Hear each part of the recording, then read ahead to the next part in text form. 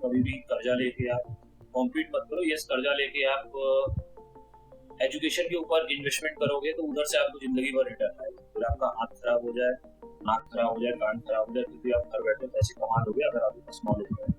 और अगर आपके पास नॉलेज नहीं है तो नॉलेज के ऊपर आप इन्वेस्ट करो। बाकी तो जो प्रोडक्ट मैं यूज करता हूँ आपको पसंद आएगा तो करना, बट ये चीज आप जरूर करें। उससे मुझे लगता है कि मैं लोगों का भला कर सकता हूँ, लाइफ चेंज कर सकता हूँ। और फीलिंग का बात मुझे हमेशा याद रहता है, पीपल ओनली क्रिटिसाइज बेस्ट। तो चुपचाप से रहो, जो कर रहे हो अभी भी जैसे प्रेप किया, चुपचाप से अपना गर्दन नीचे करके फोकस करके किया, वो करो, सबको सबका आंसर मिल जाएगा। सबको आंसर देने के लिए क्यों करना, स्टार्ट से मैं अपने खुशी के लिए कर रहा हूँ, मुझे अच्छा लग रहा है तो बस करता रहूँगा। स्टेज पे वो रोना अर्न नहीं कर पाया था, तो इस बार भी सब कुछ सही सही जा रहा था, सब कुछ अच्छा था। बट जैसे ही वो राष्ट्रगान बनने लगा, सब कुछ हो गया, पता नहीं कहाँ से अलग ही फीलिंग वाला, जैसे छोटे बच्चे चिल्ला चिल्ला के होते हैं अगल बगल, शेरू सर थे, हेमंत सर थे, मनीष सर थे, रीटा प्रसाद सर, एकदम बच्चे आएगा जैसे और तो ब्लैक था, छुपा लिया अपने आप को, समझ नहीं आया बाद में कहाँ से आ जाता है, कहाँ से क्या होता है, कुछ समझ नहीं आता। वैसा अभी भी वो वीडियो देखता हूँ तो एकदम रोंगटे खड़े हो जाते हैं।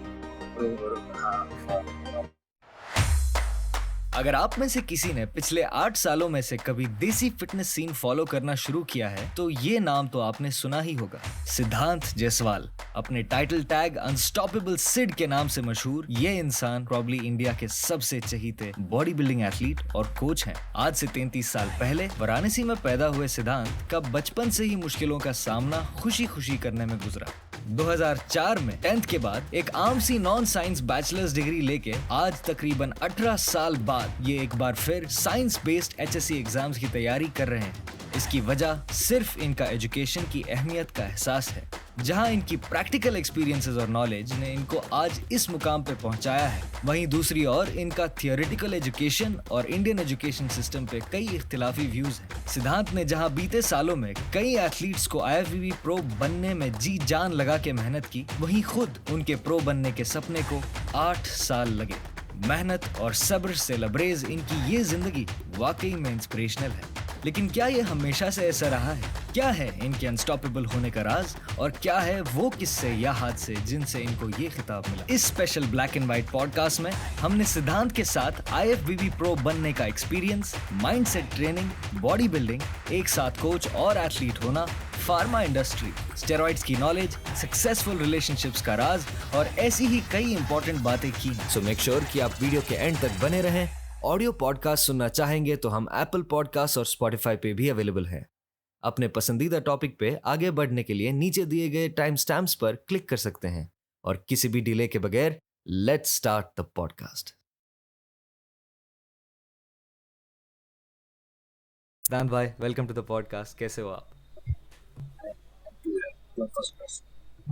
बस अच्छे से, आपका टाइम देने के लिए नहीं थैंक यू आपका टाइम देने के लिए। पहले पॉडकास्ट से हमें हर कमेंट सेक्शन के 10 से 15 कमेंट्स पहले के यही होते हैं कि सिद्धांत जायसवाल, सिद्धांत जायसवाल। तो आपका क्या कहना है इसके बारे में? आपकी फीलिंग क्या है? What is, how are you feeling pro card जीतने के बाद? क्या चल रहा है आपके दिमाग में? बस अभी और अच्छे से लगते कंसिस्टेंट करना है और परफॉर्म बेटर करना है और फिजिक नेक्स्ट लेवल लेके जाना है, इम्प्रूवमेंट करना है। आप प्रो कार्ड जब आपने जीता, हम सब के दिल में मेरे ख्याल से प्रो शो जिसने जीता उससे ज़्यादा हमें उस मोमेंट पे गर्व था, फ़ख्र था जब आपने प्रो कार्ड जीता। 8 साल से लगातार आप compete करते आ रहे हो। आपको क्या लगता है वो कौन सी चीज़ है जिसने आपको होप करना, कायम रखना वो होप को, ये चीज़ आपको सिखाई या ये चीज़ आपके अंदर लाई?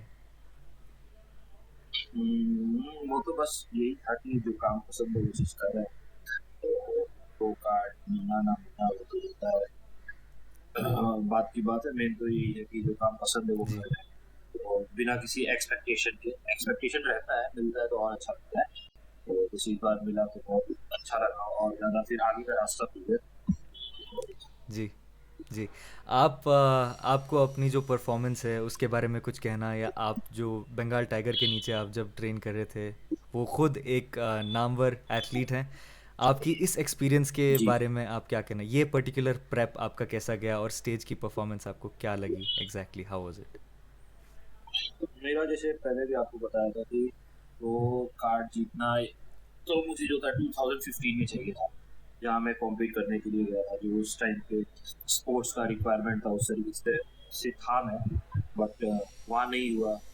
उसके बाद फिर 16 में अर्नॉल्ड क्लासिक खेला हांगकॉन्ग, वहाँ पे भी नहीं हुआ। फिर 17 में तो सबको मालूम है, कुछ इशू हुआ था, इंडिया में शो हुआ। 18 में फिर मुझे दिल्ली जाना था शो के लिए, तो वहाँ पे खाने पीने का दिक्कत था, तो लास्ट मोमेंट पे पीक मिस होना।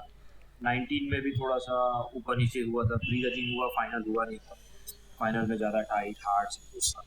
तो वो बोलते हैं जो भी होता है अच्छे के लिए होता है। और 2021 में भी बहुत ज़्यादा मैंने मतलब बैक स्टेज पे ओवर ईटिंग कर लिया था, जिसकी वजह से स्पिल ओवर हो गया था स्टेज।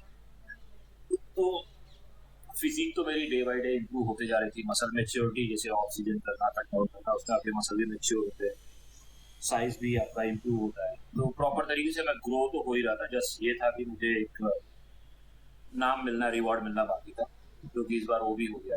मेरा अल्टीमेट गोल यही था कि एक प्रो फिजिक अचीव करूँ, और फिर प्रो कार्ड जीतने के बाद इतना मुझे स्ट्रगल ना करना पड़े आगे के खेलने के लिए, करने के लिए। जी तो वो चीज़ कहीं ना कहीं हो रहा था, बट ये है कि स्टेज पे जो पीक हिट करना था वो नहीं हो पा रहा था, क्योंकि बैक स्टेज पे मैं रहता था, तो बहुत सारी और भी जिम्मेदारियां रहती थी उसमें। कहीं ना कहीं बॉडी को आपके मतलब नहीं है कि आप मतलब क्या फेस कर रहे हो क्या नहीं कर रहे हो। बॉडी का रिक्वायरमेंट आप फुलफिल करोगे, आप टाइम पे खाओगे, टाइम पे रेस्ट करोगे, स्ट्रेस फ्री रहोगे, अच्छे से रहोगे, तो सब कुछ जी अच्छे से होगा। तो वो चीज़ कहीं ना कहीं मिस हो जा रही थी, जो कि भैया के आने की वजह से अच्छा हो पाया।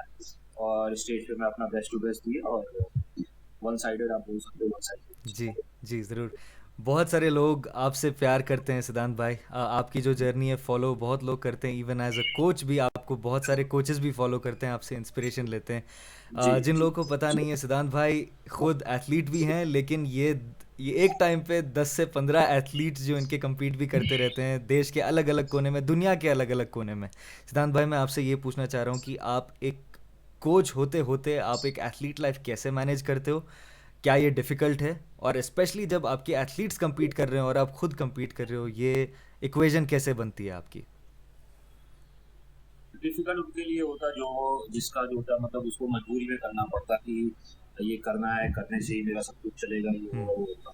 बट जैसे मैंने बताया कि मैं एक बॉडी बिल्डिंग का फैन हूँ, तो बॉडी बिल्डिंग के बारे में बात करना, किसी को गाइड करना या खुद करना, तो मुझे बहुत अच्छा लगता है। तो मैं बीमार रहूँ, मैं चाहे जैसा भी रहूँ, वो चीज़ मैं करूँगा, तो ऑटोमेटिकली धीरे धीरे धीरे धीरे सही होने लगता है। जैसे आज भी अच्छा फील नहीं हो रहा है, बट मुझे मालूम है जैसे मैं अपने मनपसंद का काम करने लगूंगा, जो चीज़ मुझे पसंद है, तो ये चीज़ मुझे पसंद है, तो करते करते करते करते माइंड एकदम पॉजिटिव हो जाएगा, अच्छा सोचूंगा, अच्छा वो करूँगा, तो अपने आप सब कुछ मतलब मेडिसिन का काम करता जी, है ये मेरे लिए। तो सेम उसी तरीके से कोचिंग का भी है। मैं जब अपने लोगों को मोटिवेट करता हूँ, अपने लोगों को बूस्ट अप करता हूँ, अपने लोगों को गाइड करता हूँ, तो उनसे भी मैं बहुत कुछ सीखता हूँ। जैसे अगर मैं किसी को बताता हूँ कि आप पोजिंग ऐसे करो, तो फिर जब मैं उनको बताता हूँ तो ये होता है कि मुझे भी ऐसे करना चाहिए। मैं उनको बोलता हूँ कि ज़्यादा मूवमेंट मत करो, हिलो मत, ब्रीथ को होल्ड करो, तो फिर मुझे ये रहता है कि यार मैं भी जिस तरीके से एथलीट को देखना चाहता हूँ वही चीज़ मुझे भी या करना है। वो चीज़ करता हूँ तो कहीं ना कहीं मतलब मुझे और अच्छा हो जाता है, ईजी हो जाता है मेरा खुद का भी और मेरे क्लाइंट्स का जी, वाह! सिद्धांत भाई, आपने मेंशन किया कि ये एक मेडिसिन जैसा हो जाता है आपके लिए। तो क्या आप इस चीज़ में बिलीव करते हो कि कुछ चीज़ें जो इंसान की ज़िंदगी में होती हैं, कुछ एक्टिविटीज़, ऐसी एक्टिविटीज़ होती है जो इंसान को करनी चाहिए क्योंकि वो इंसान को खुश रखती हैं और पर्पस देती हैं लाइफ में, और आपके लिए वो कौन-सी एक्टिविटी है? बॉडी बिल्डिंग के साथ-साथ और क्या? भी। बॉडी बिल्डिंग ही है, इसके बारे में पढ़ना, इसके बारे में बात करना, ओलंपियन के बारे में बात करना, तो पुराने बॉडी बिल्डर को देखना, डिस्कस करना, क्या कैसे करते थे, बहुत ज़्यादा क्यूरियस रहता हूँ मैं उस चीज़ के लिए, तो मुझे ये बहुत पसंद क्यूरियोसिटी है। आपकी बचपन से थी? बचपन से नहीं, बचपन से तो मतलब आइडिया नहीं था, जब धीरे धीरे बॉडी बिल्डिंग मतलब एक समुद्र है, जितना घुसने लगे उतना पता चला बहुत गहरा है, बहुत गहरा है, बहुत कुछ सीखना है, बहुत कुछ जानना है, तो वैसे जी, ही। जी। सिद्धांत भाई, आप do you feel successful pro card achieve करने के बाद? नहीं। अभी दे देता है, 1-2% ही कुछ किया, चाहे वो कोचिंग हो, चाहे वो मेरा आपके करियर। दिमाग में सक्सेस की डेफिनेशन क्या है? सक्सेस का डेफिनेशन यही है, जो काम आपको पसंद है आप वो कर रहे हो, हर दिन आपका सक्सेसफुल है। या जैसे अभी लोग ये बोलते हैं ना कि चैंपियन स्टेज पे जाता है जी, तब जीतता है, तो चैंपियन तो वो होता है ना कि आज का जो आपका गोल है, आज जो आपने डिसाइड किया है कि आपको ये करना है, ये करना है, ये चीज़ आपको आगे लेके जाएगी, तो वो हर रोज आप कर रहे हो, तो हर रोज आप अपना मैच, अपना टूर्नामेंट आप जीत रहे हो। स्टेज पे तो जस्ट हम लोग जाते हैं, जो पूरे साल मेहनत करते हैं उस चीज़ को डिस्प्ले करते हैं। तो हर एक दिन अपने को सक्सेसफुल होना पड़ता है, हर एक दिन आपको अपना बेस्ट देना होता है। जब आप दे देते हो तो फिर ये होता है, बेड पे आते हो तो अच्छे से नींद आता है, रिग्रेट नहीं होता। अगर किसी दिन नहीं कर पाते हो, कुछ और करना था, कुछ और करते हो, तो फिर वो दिन आपका सक्सेसफुल नहीं जाता, आपको बैड फील होता है। और एक दिन नहीं जाता, एक हफ्ते नहीं जाता, एक महीने नहीं जाता, तो आदमी कहीं ना कहीं जो होता है, मतलब उसको ये लगने लगता है कि यार मेरा जो पर्पस था मैं उससे दूर हूँ।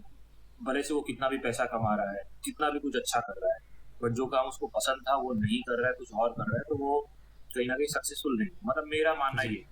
तो अगर मुझे कोई काम पसंद है और वो मैं कर रहा हूँ, मैं अपने पैशन को जी रहा हूँ, अपने पैशन को अपना प्रोफेशन बना लिया, तो हर दिन मेरा वेकेशन है, मुझे छुट्टी लेने की जरूरत ही नहीं। ना मैं उसको बोलूंगा कि मैं काम कर रहा हूँ, मैं तो हर दिन एंजॉय कर रहा हूँ, हॉलीडे। जी जी। सिद्धांत भाई, आपसे मैं एक और सवाल इससे रिलेटेड पूछना चाह रहा हूँ, बॉडी बिल्डिंग से रिलेटेड पूछना चाह रहा हूँ। वो ये है कि आपका जो अभी शो हुआ, आपने अपना फुल दिया और ये आप 7-8 साल से देते आ रहे हो। क्या आपको लगता है कि एथलीट्स को भी ये मेंटालिटी जो है, जो वेट फॉर इट, जो सब्र और पेशेंस की जो एस्पेक्ट है एक एथलीट की ज़िंदगी में, वो कितनी इम्पोर्टेंट है? आप लाइफ में कुछ भी कर रहे हो, मतलब कुछ भी कर रहे हो, जैसे आप यूट्यूब चैनल भी चला रहे हो, तो आपको ये पसंद है बातें करना, वो करना। तो जब कोई काम आपको पसंद होता है ना, तो उसमें एक्सपेक्टेशन नहीं जी रखा जाता कि हाँ ये करेंगे तो ये मिलेगा, वो मिलेगा, क्योंकि एक्सपेक्टेशन हमेशा आपको हर्ट करता है, हमेशा। जब आप जो चीज़ उम्मीद करते हो वो चीज़ नहीं मिलता ना, तो बुरा जी लगता है। बट कोई काम आप जस्ट उसके लिए कर रहे हो कि आपको पसंद है, तो फिर आप कोई एक्सपेक्टेशन नहीं रखते, और अगर उस चीज़ के लिए आपको रिवॉर्ड मिलने लगता है तो वो आपके लिए बोनस जी हो जाता है। तो सेम मतलब मेरा यही है कि मुझे पसंद है, मैं करते जा रहा हूँ, करते जा रहा हूँ, कुछ मिले या ना मिले, बट ये जब आप करते रहोगे तो डेफिनेटली मिलेगा ही मिलेगा। कोई सा भी काम करो, किसी भी फील्ड में आप जाओ, आप अपना कंसिस्टेंट रहोगे, करते रहोगे, तो एक टाइम ऐसा आएगा कि उस इंडस्ट्री के बारे में, उस फील्ड के बारे में अगर नाम लेंगे, तो आपका भी नाम जी लेंगे। तो जब आपका इतना ज़्यादा जो होता है, मतलब नाम हो जाएगा, इतने लोग जानेंगे, तो डेफिनेटली आप अर्न भी करोगे वहाँ जी से। तो सब कुछ आपका चलने लगेगा, सब कुछ होने लगेगा। बट स्टार्टिंग से ही आप सोचोगे कि 6 महीने का ट्रांसफॉर्मेशन कर लिया, उसके बाद फिर आपको पैसे मिलने हुँ, लगे, आपके पास क्लाइंट्स आने लगे, आपके पास ये हो जाए, वो हो जाए, तो कुछ नहीं जी, होगा। आप वही काम करो, आप किसी को देख के मत करो कि नहीं आप इसको देख रहे हो, इसने अच्छा किया, ये ऐसा था। तो मैं पहले आप आइडेंटिफाई करो कि आपको सच में रियली आपको करना क्या है। जब आइडेंटिफाई हो जाएगा तो फिर आप उसमें अपना बेस्ट टू बेस्ट दो, और हर रोज अपने स्किल को इम्प्रूव करने के लिए इन्वेस्टमेंट जी, करो उसमें। चाहे वो टाइम का हो गया, चाहे वो पैसे का हो गया, जी। किसी भी तरीके का, जिससे आपका लेवल आपको खुद स्किल में अप। इन्वेस्ट करना, वो आप समझते हो एक और बहुत बड़ी चीज़ है, जो करनी चाहिए। हाँ, आप वो करके आप अपना लेवल अप जी, कर सकते हैं। जी। सिद्धांत भाई, आप लोग आपसे इतना प्यार करते हैं, बट लेकिन दूसरी ओर कुछ लोग आपको, बहुत सारे लोग आपको शायद मिसअंडरस्टैंड भी करते होंगे, मिसइंटरप्रेट करते होंगे। आपको क्या लगता है कि वो कौन-सी ऐसी चीज़ है जो लोग आपसे सबसे ज़्यादा मिसअंडरस्टैंड करते हैं आपको जिसमें? मेरे साथ जो होता है थोड़ा सा इस मामले में लकी हूँ, प्लेस जो बहुत ज़्यादा लोगों का प्यार मिलता है, बहुत ज़्यादा लोग अप्रिशिएट करते हैं, और मैं भी उस चीज़ को एज अ रिस्पॉन्सिबल पर्सन लेता हूँ। मैं कोई भी ऐसा काम नहीं करता हूँ कि जिससे लोगों को बुरा लगे, जिससे लगे कि नहीं यार ये कैसे इंसान को सपोर्ट किया, किसी इंसान को वो किया। तो मैं भी अपनी रिस्पॉन्सिबिलिटी समझता हूँ। बाकी 1-2% या 0.1% या उससे भी कम या थोड़ा बहुत होगा, मतलब 1% के जी, रेशियो में ही है। तो अगर कोई वैसा करता भी है तो वो या तो मुझसे मिला नहीं है, या तो मुझे जानता नहीं है, उसकी वजह से वो। जी।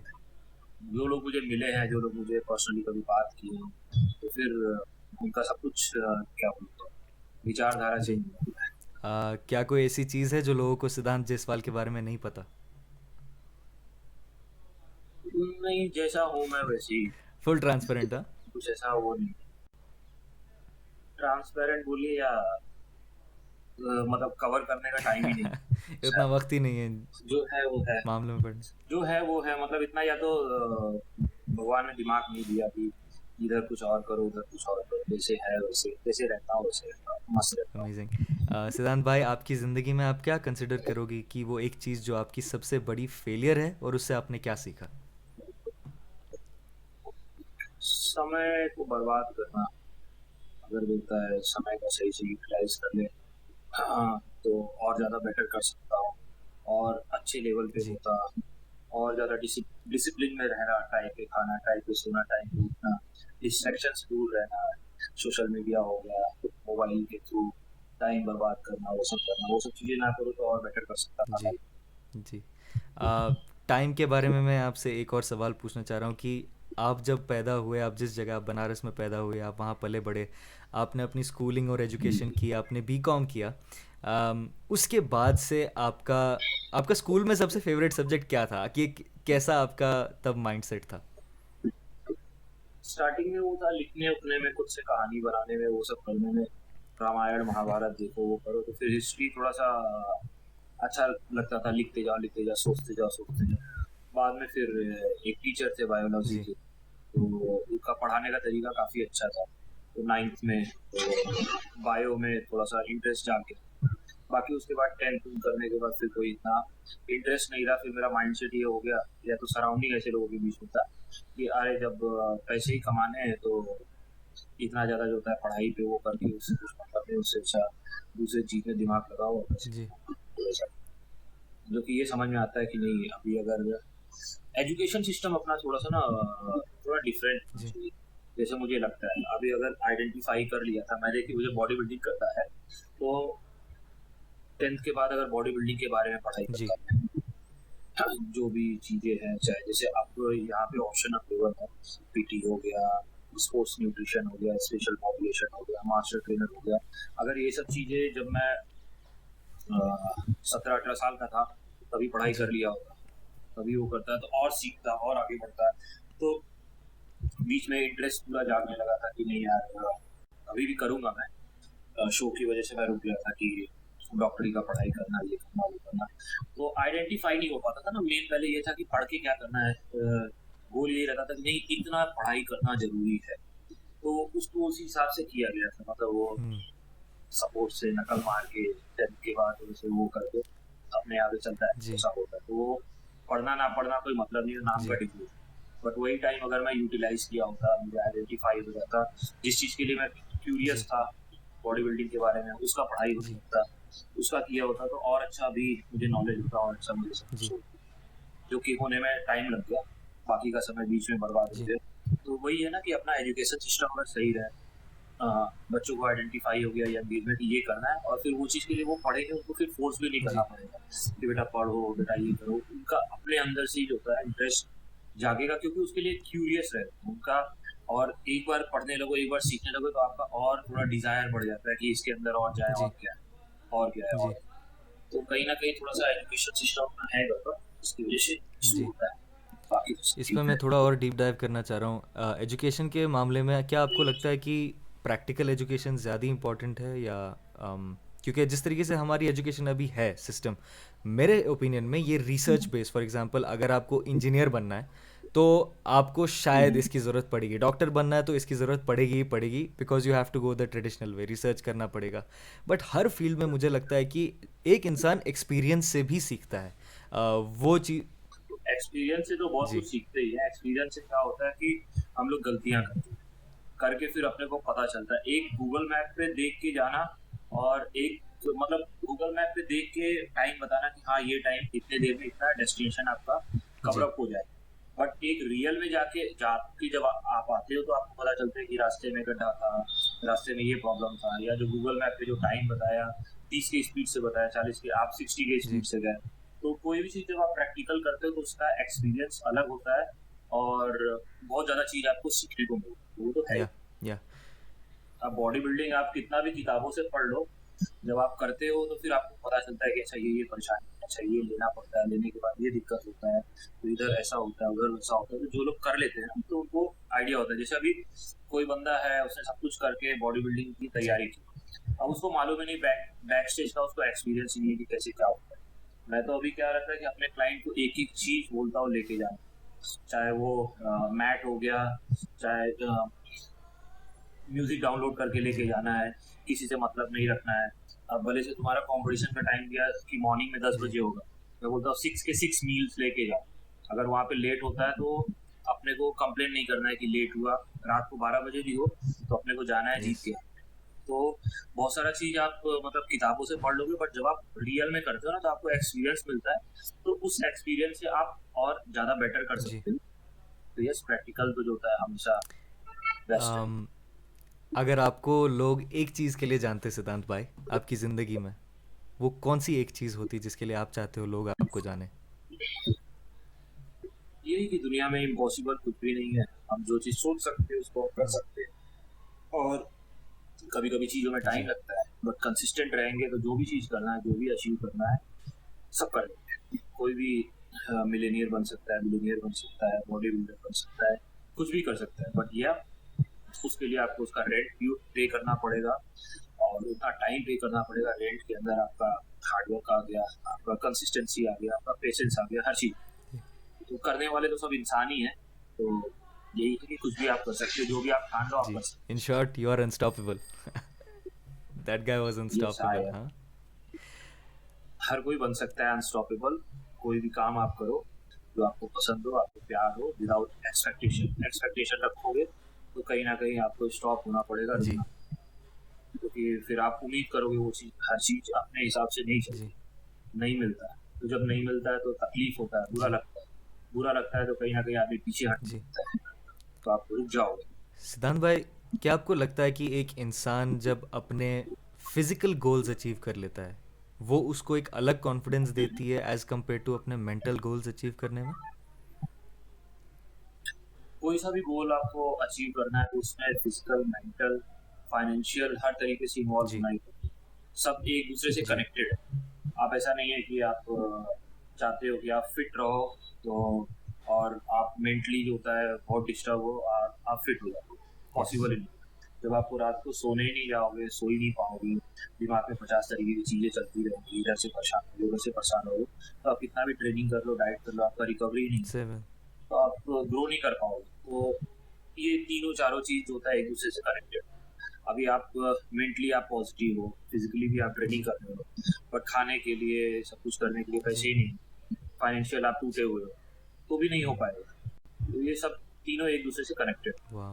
वाह। सिद्धांत भाई, आपको मैं सीधे सीधे पूछता हूँ, आपको लाइफ में सीरियसनेस कब आई? आप नॉर्मली कहते हो ये एक चीज़ कि इंसान दो बार जीता है, एक जब वो पैदा होता है और हाँ, दूसरी बार उसकी लाइफ तब स्टार्ट होती है जब उसको ज़िंदगी का मकसद समझ आता है।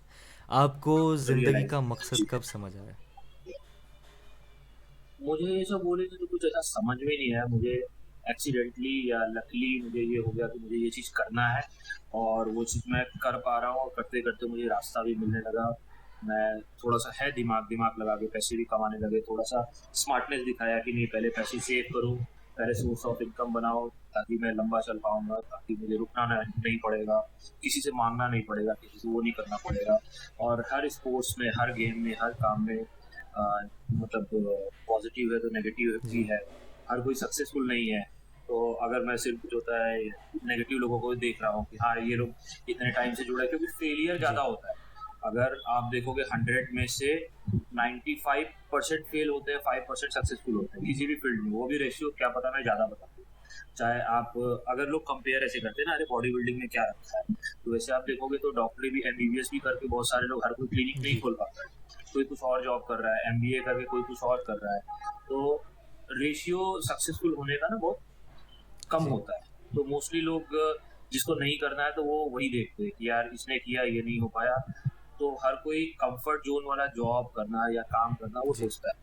तो बहुत सारे लोग पढ़ाई करने के बाद भी, सब कुछ करने के बाद भी अपना फैमिली बिजनेस ही सेवन। संभालते हैं, क्योंकि वो सेट है, उनको मालूम है कि चलो यहाँ से तो इनकम अपना आता है, कुछ नहीं, बनिएगा, दुकान खोल लिया, आटा चावल एक एक बोरा लेके आ गए, वो तो सेल होना ही होना है।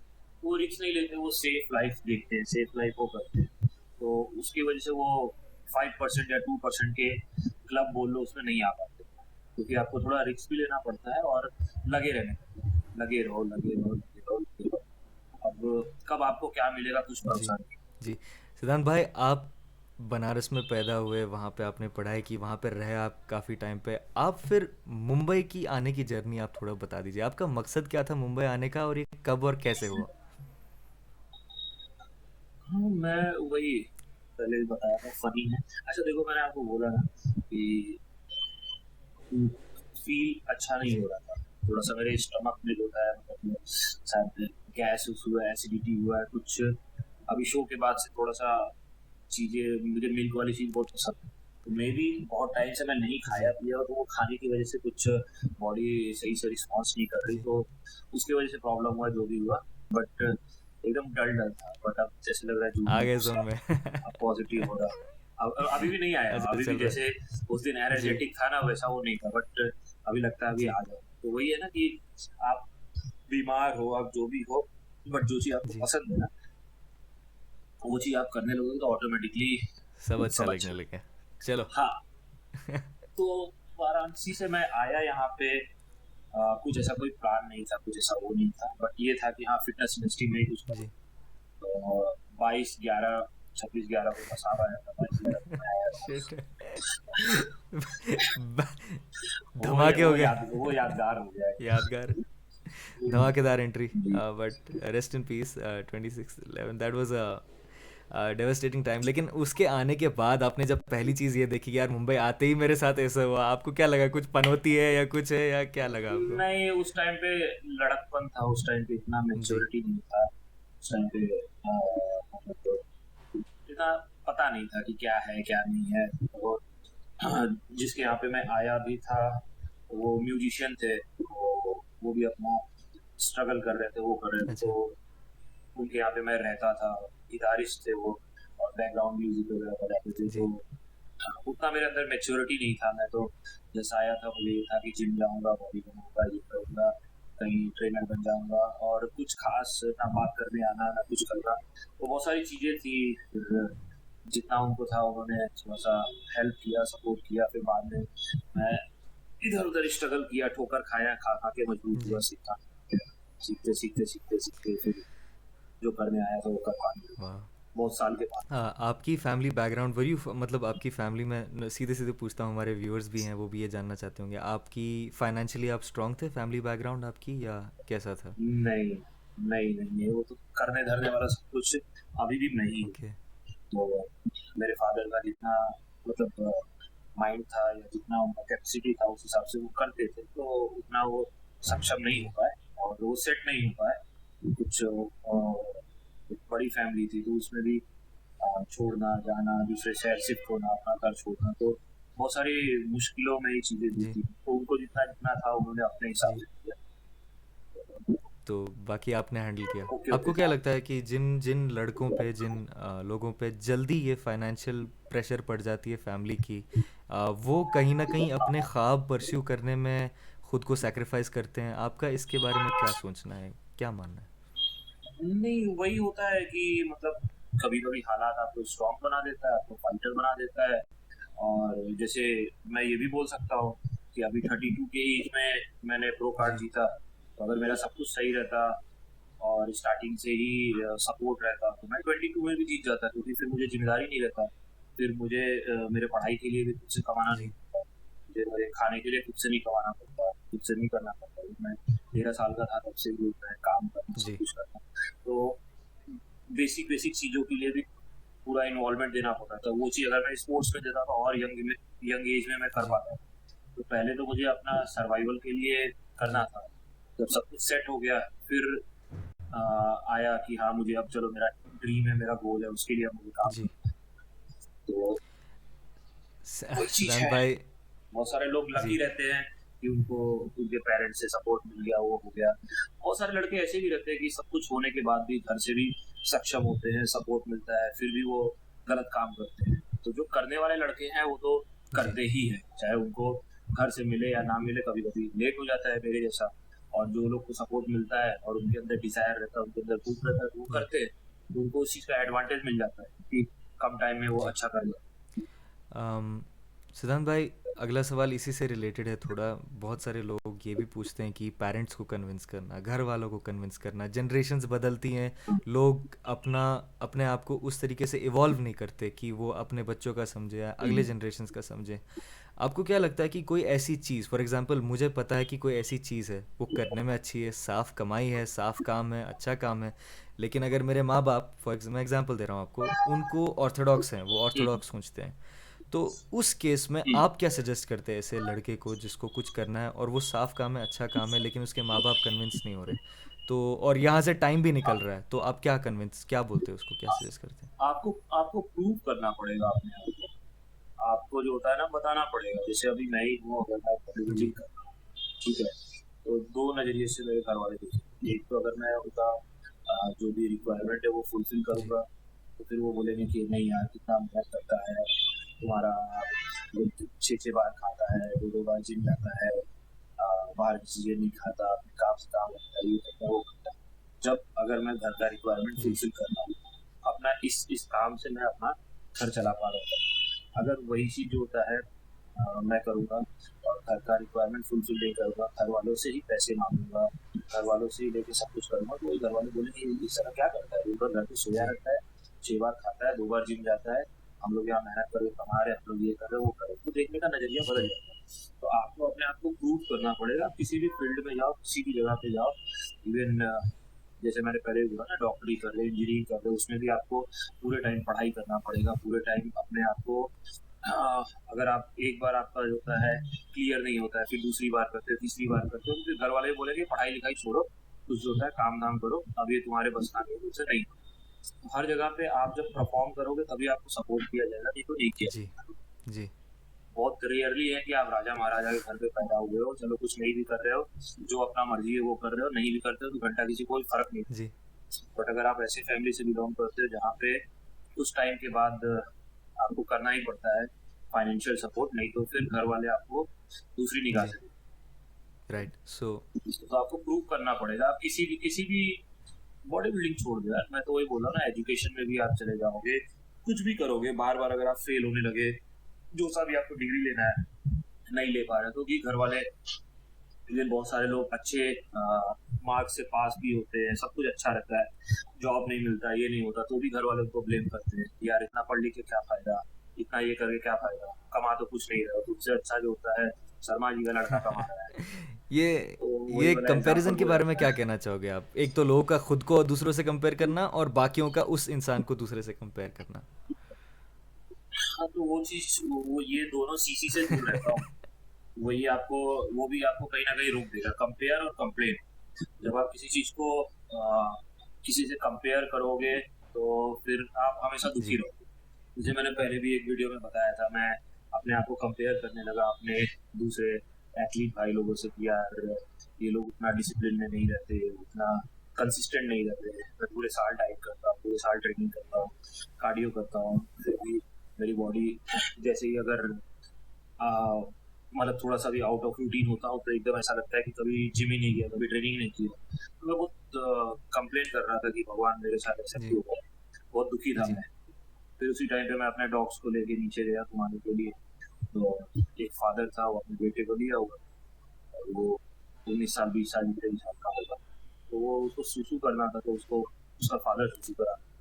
मैं बोला बताओ, मैं अपने जेनेटिक को लेके रो रहा हूँ, मेरे पास हाथ है, पाँव है, आँख है, सब कुछ सही जी सलामत, और मैं कंप्लेन कर रहा हूँ, अगर मेरा हालत ऐसा रहता तब मैं क्या करूँ। जी तो फिर रियलाइज हो गया कि नहीं, जो भी है मैं उसके लिए, और ऊपर देखा, मैंने बोला थैंक यू भगवान, जो भी दिया है सब चीज़ के लिए जी थैंक्स टू लोगों, और जितना है उतने में मैं जितना कर सकता हूँ उतना करूँगा। वाओ तो जब हम लोग कंपेयर करते हैं ना, तो फिर बहुत फिर जो चीज़ हमारे पास है उस चीज़ को नहीं देख पाते, रियलाइज या नहीं होता है।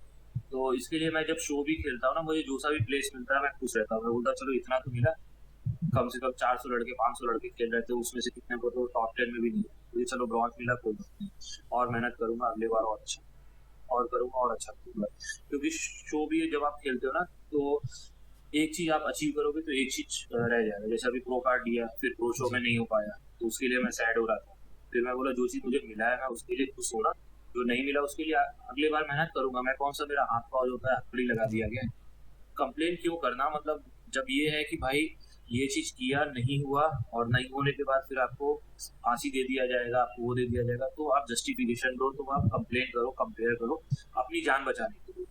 बट वहां पे ऐसे जगह पे आप कंप्लेन कर रहे हो जहाँ पे आपको कुछ होना ही नहीं है, सैड फील होने के अलावा, नेगेटिव फील होने के अलावा, तो कोई जी मतलब नहीं कंप्लेन या कंपेयर। जी दैट्स सो ब्यूटीफुल। सिद्धांत भाई, आपने एक चीज़ राइटली इस पे कही कि वो जेनेटिक्स की बात आपने की, आप खुद को कभी ब्लेम करते हैं, और हाँ। बहुत सारे लोग हैं अपने अलग अलग जेनेटिक्स पे अपने आप को ब्लेम करते हैं, और अपने हालात पे अपने आप को ब्लेम करते हैं। बॉडी बिल्डिंग पे वापस आते हैं, ये जो जेनेटिक्स है इस पे बहुत लोगों ने डिबेट किया है कि हार्ड वर्क जेनेटिक्स को बीट करता है, और आप उसके एक एग्जाम्पल भी हो। आपकी जेनेटिक्स बहुत चीज़ों में अच्छी भी है, राइट। और बहुत चीज़ों में आई फील कि आप भी सही हो, जिस तरीके से आप इस टॉपिक को देखते हो। नहीं, बहुत चीजों में क्या, वो एब्स मेरे अच्छे हैं, बट एब्स आपका तभी दिखेगा जब फैट परसेंटेज आपका जी ड्रॉप है।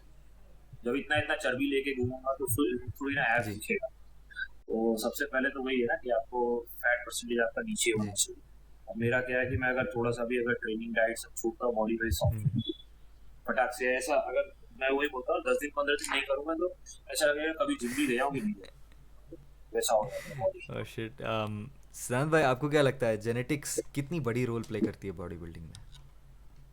बहुत बहुत बड़ी रोल प्ले करती है। ओके।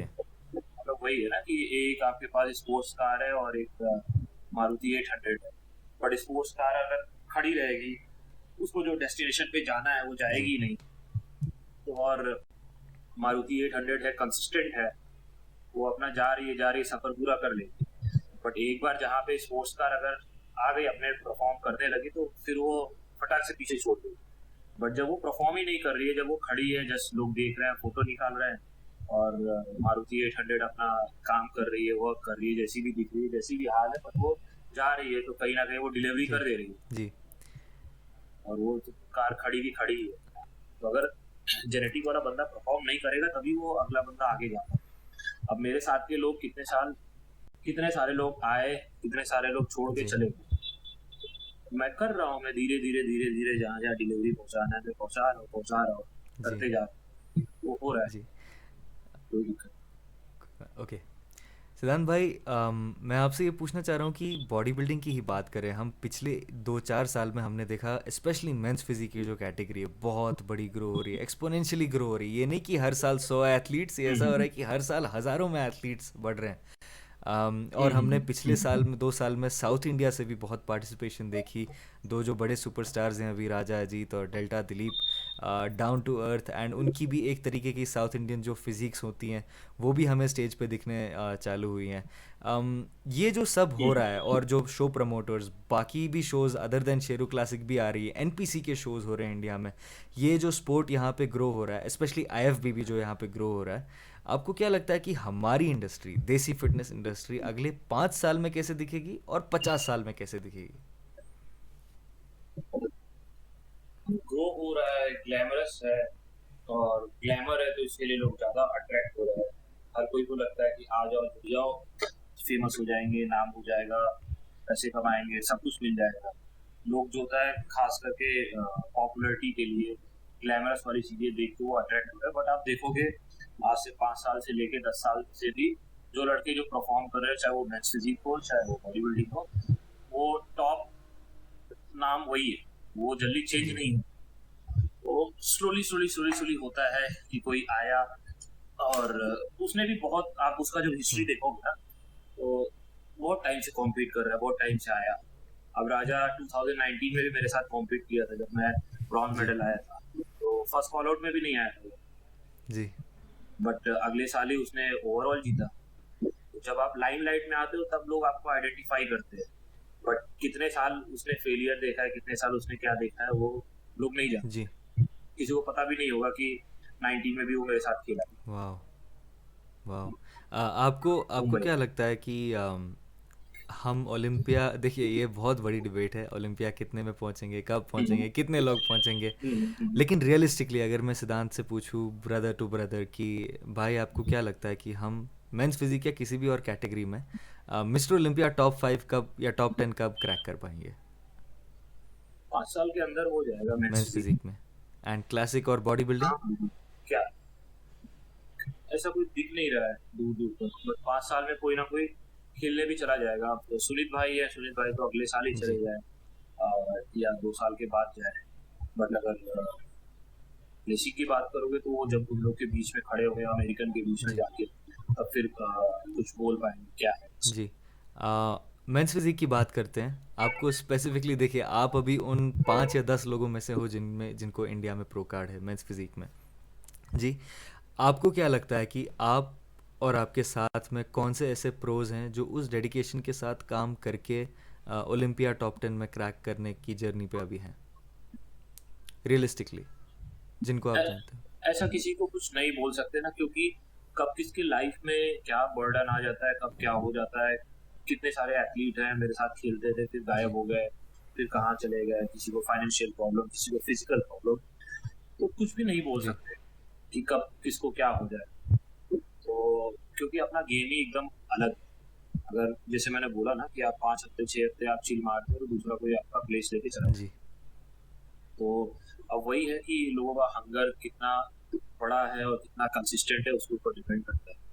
बाकी चेन्नई वाले लड़के तो कमाल कर ही रहे हैं, चाहे राजा हो गया, चाहे जी। दिलीप हो गया। आपको लगता है कि उनकी जैसे लीन फिजिक्स है ना, उनकी एक कंपेयर करें तो बाकी लाइनअप हम्म, से उनकी फिजिक्स एक लीनर साइड पे है, मतलब वो जो ओवरऑल लुक है, हम्म, हम्म, उन जनरली स्पीकिंग मास उनमें लैक करती है, राइट? वो एक चीज़ हम सब नोटिस राइट, करते हैं, राइट, लेकिन राइट। ऐसे आप बोलोगे कंप्लीट तो जी, अफरोज भाई है, सैम है, मनोज है। जी,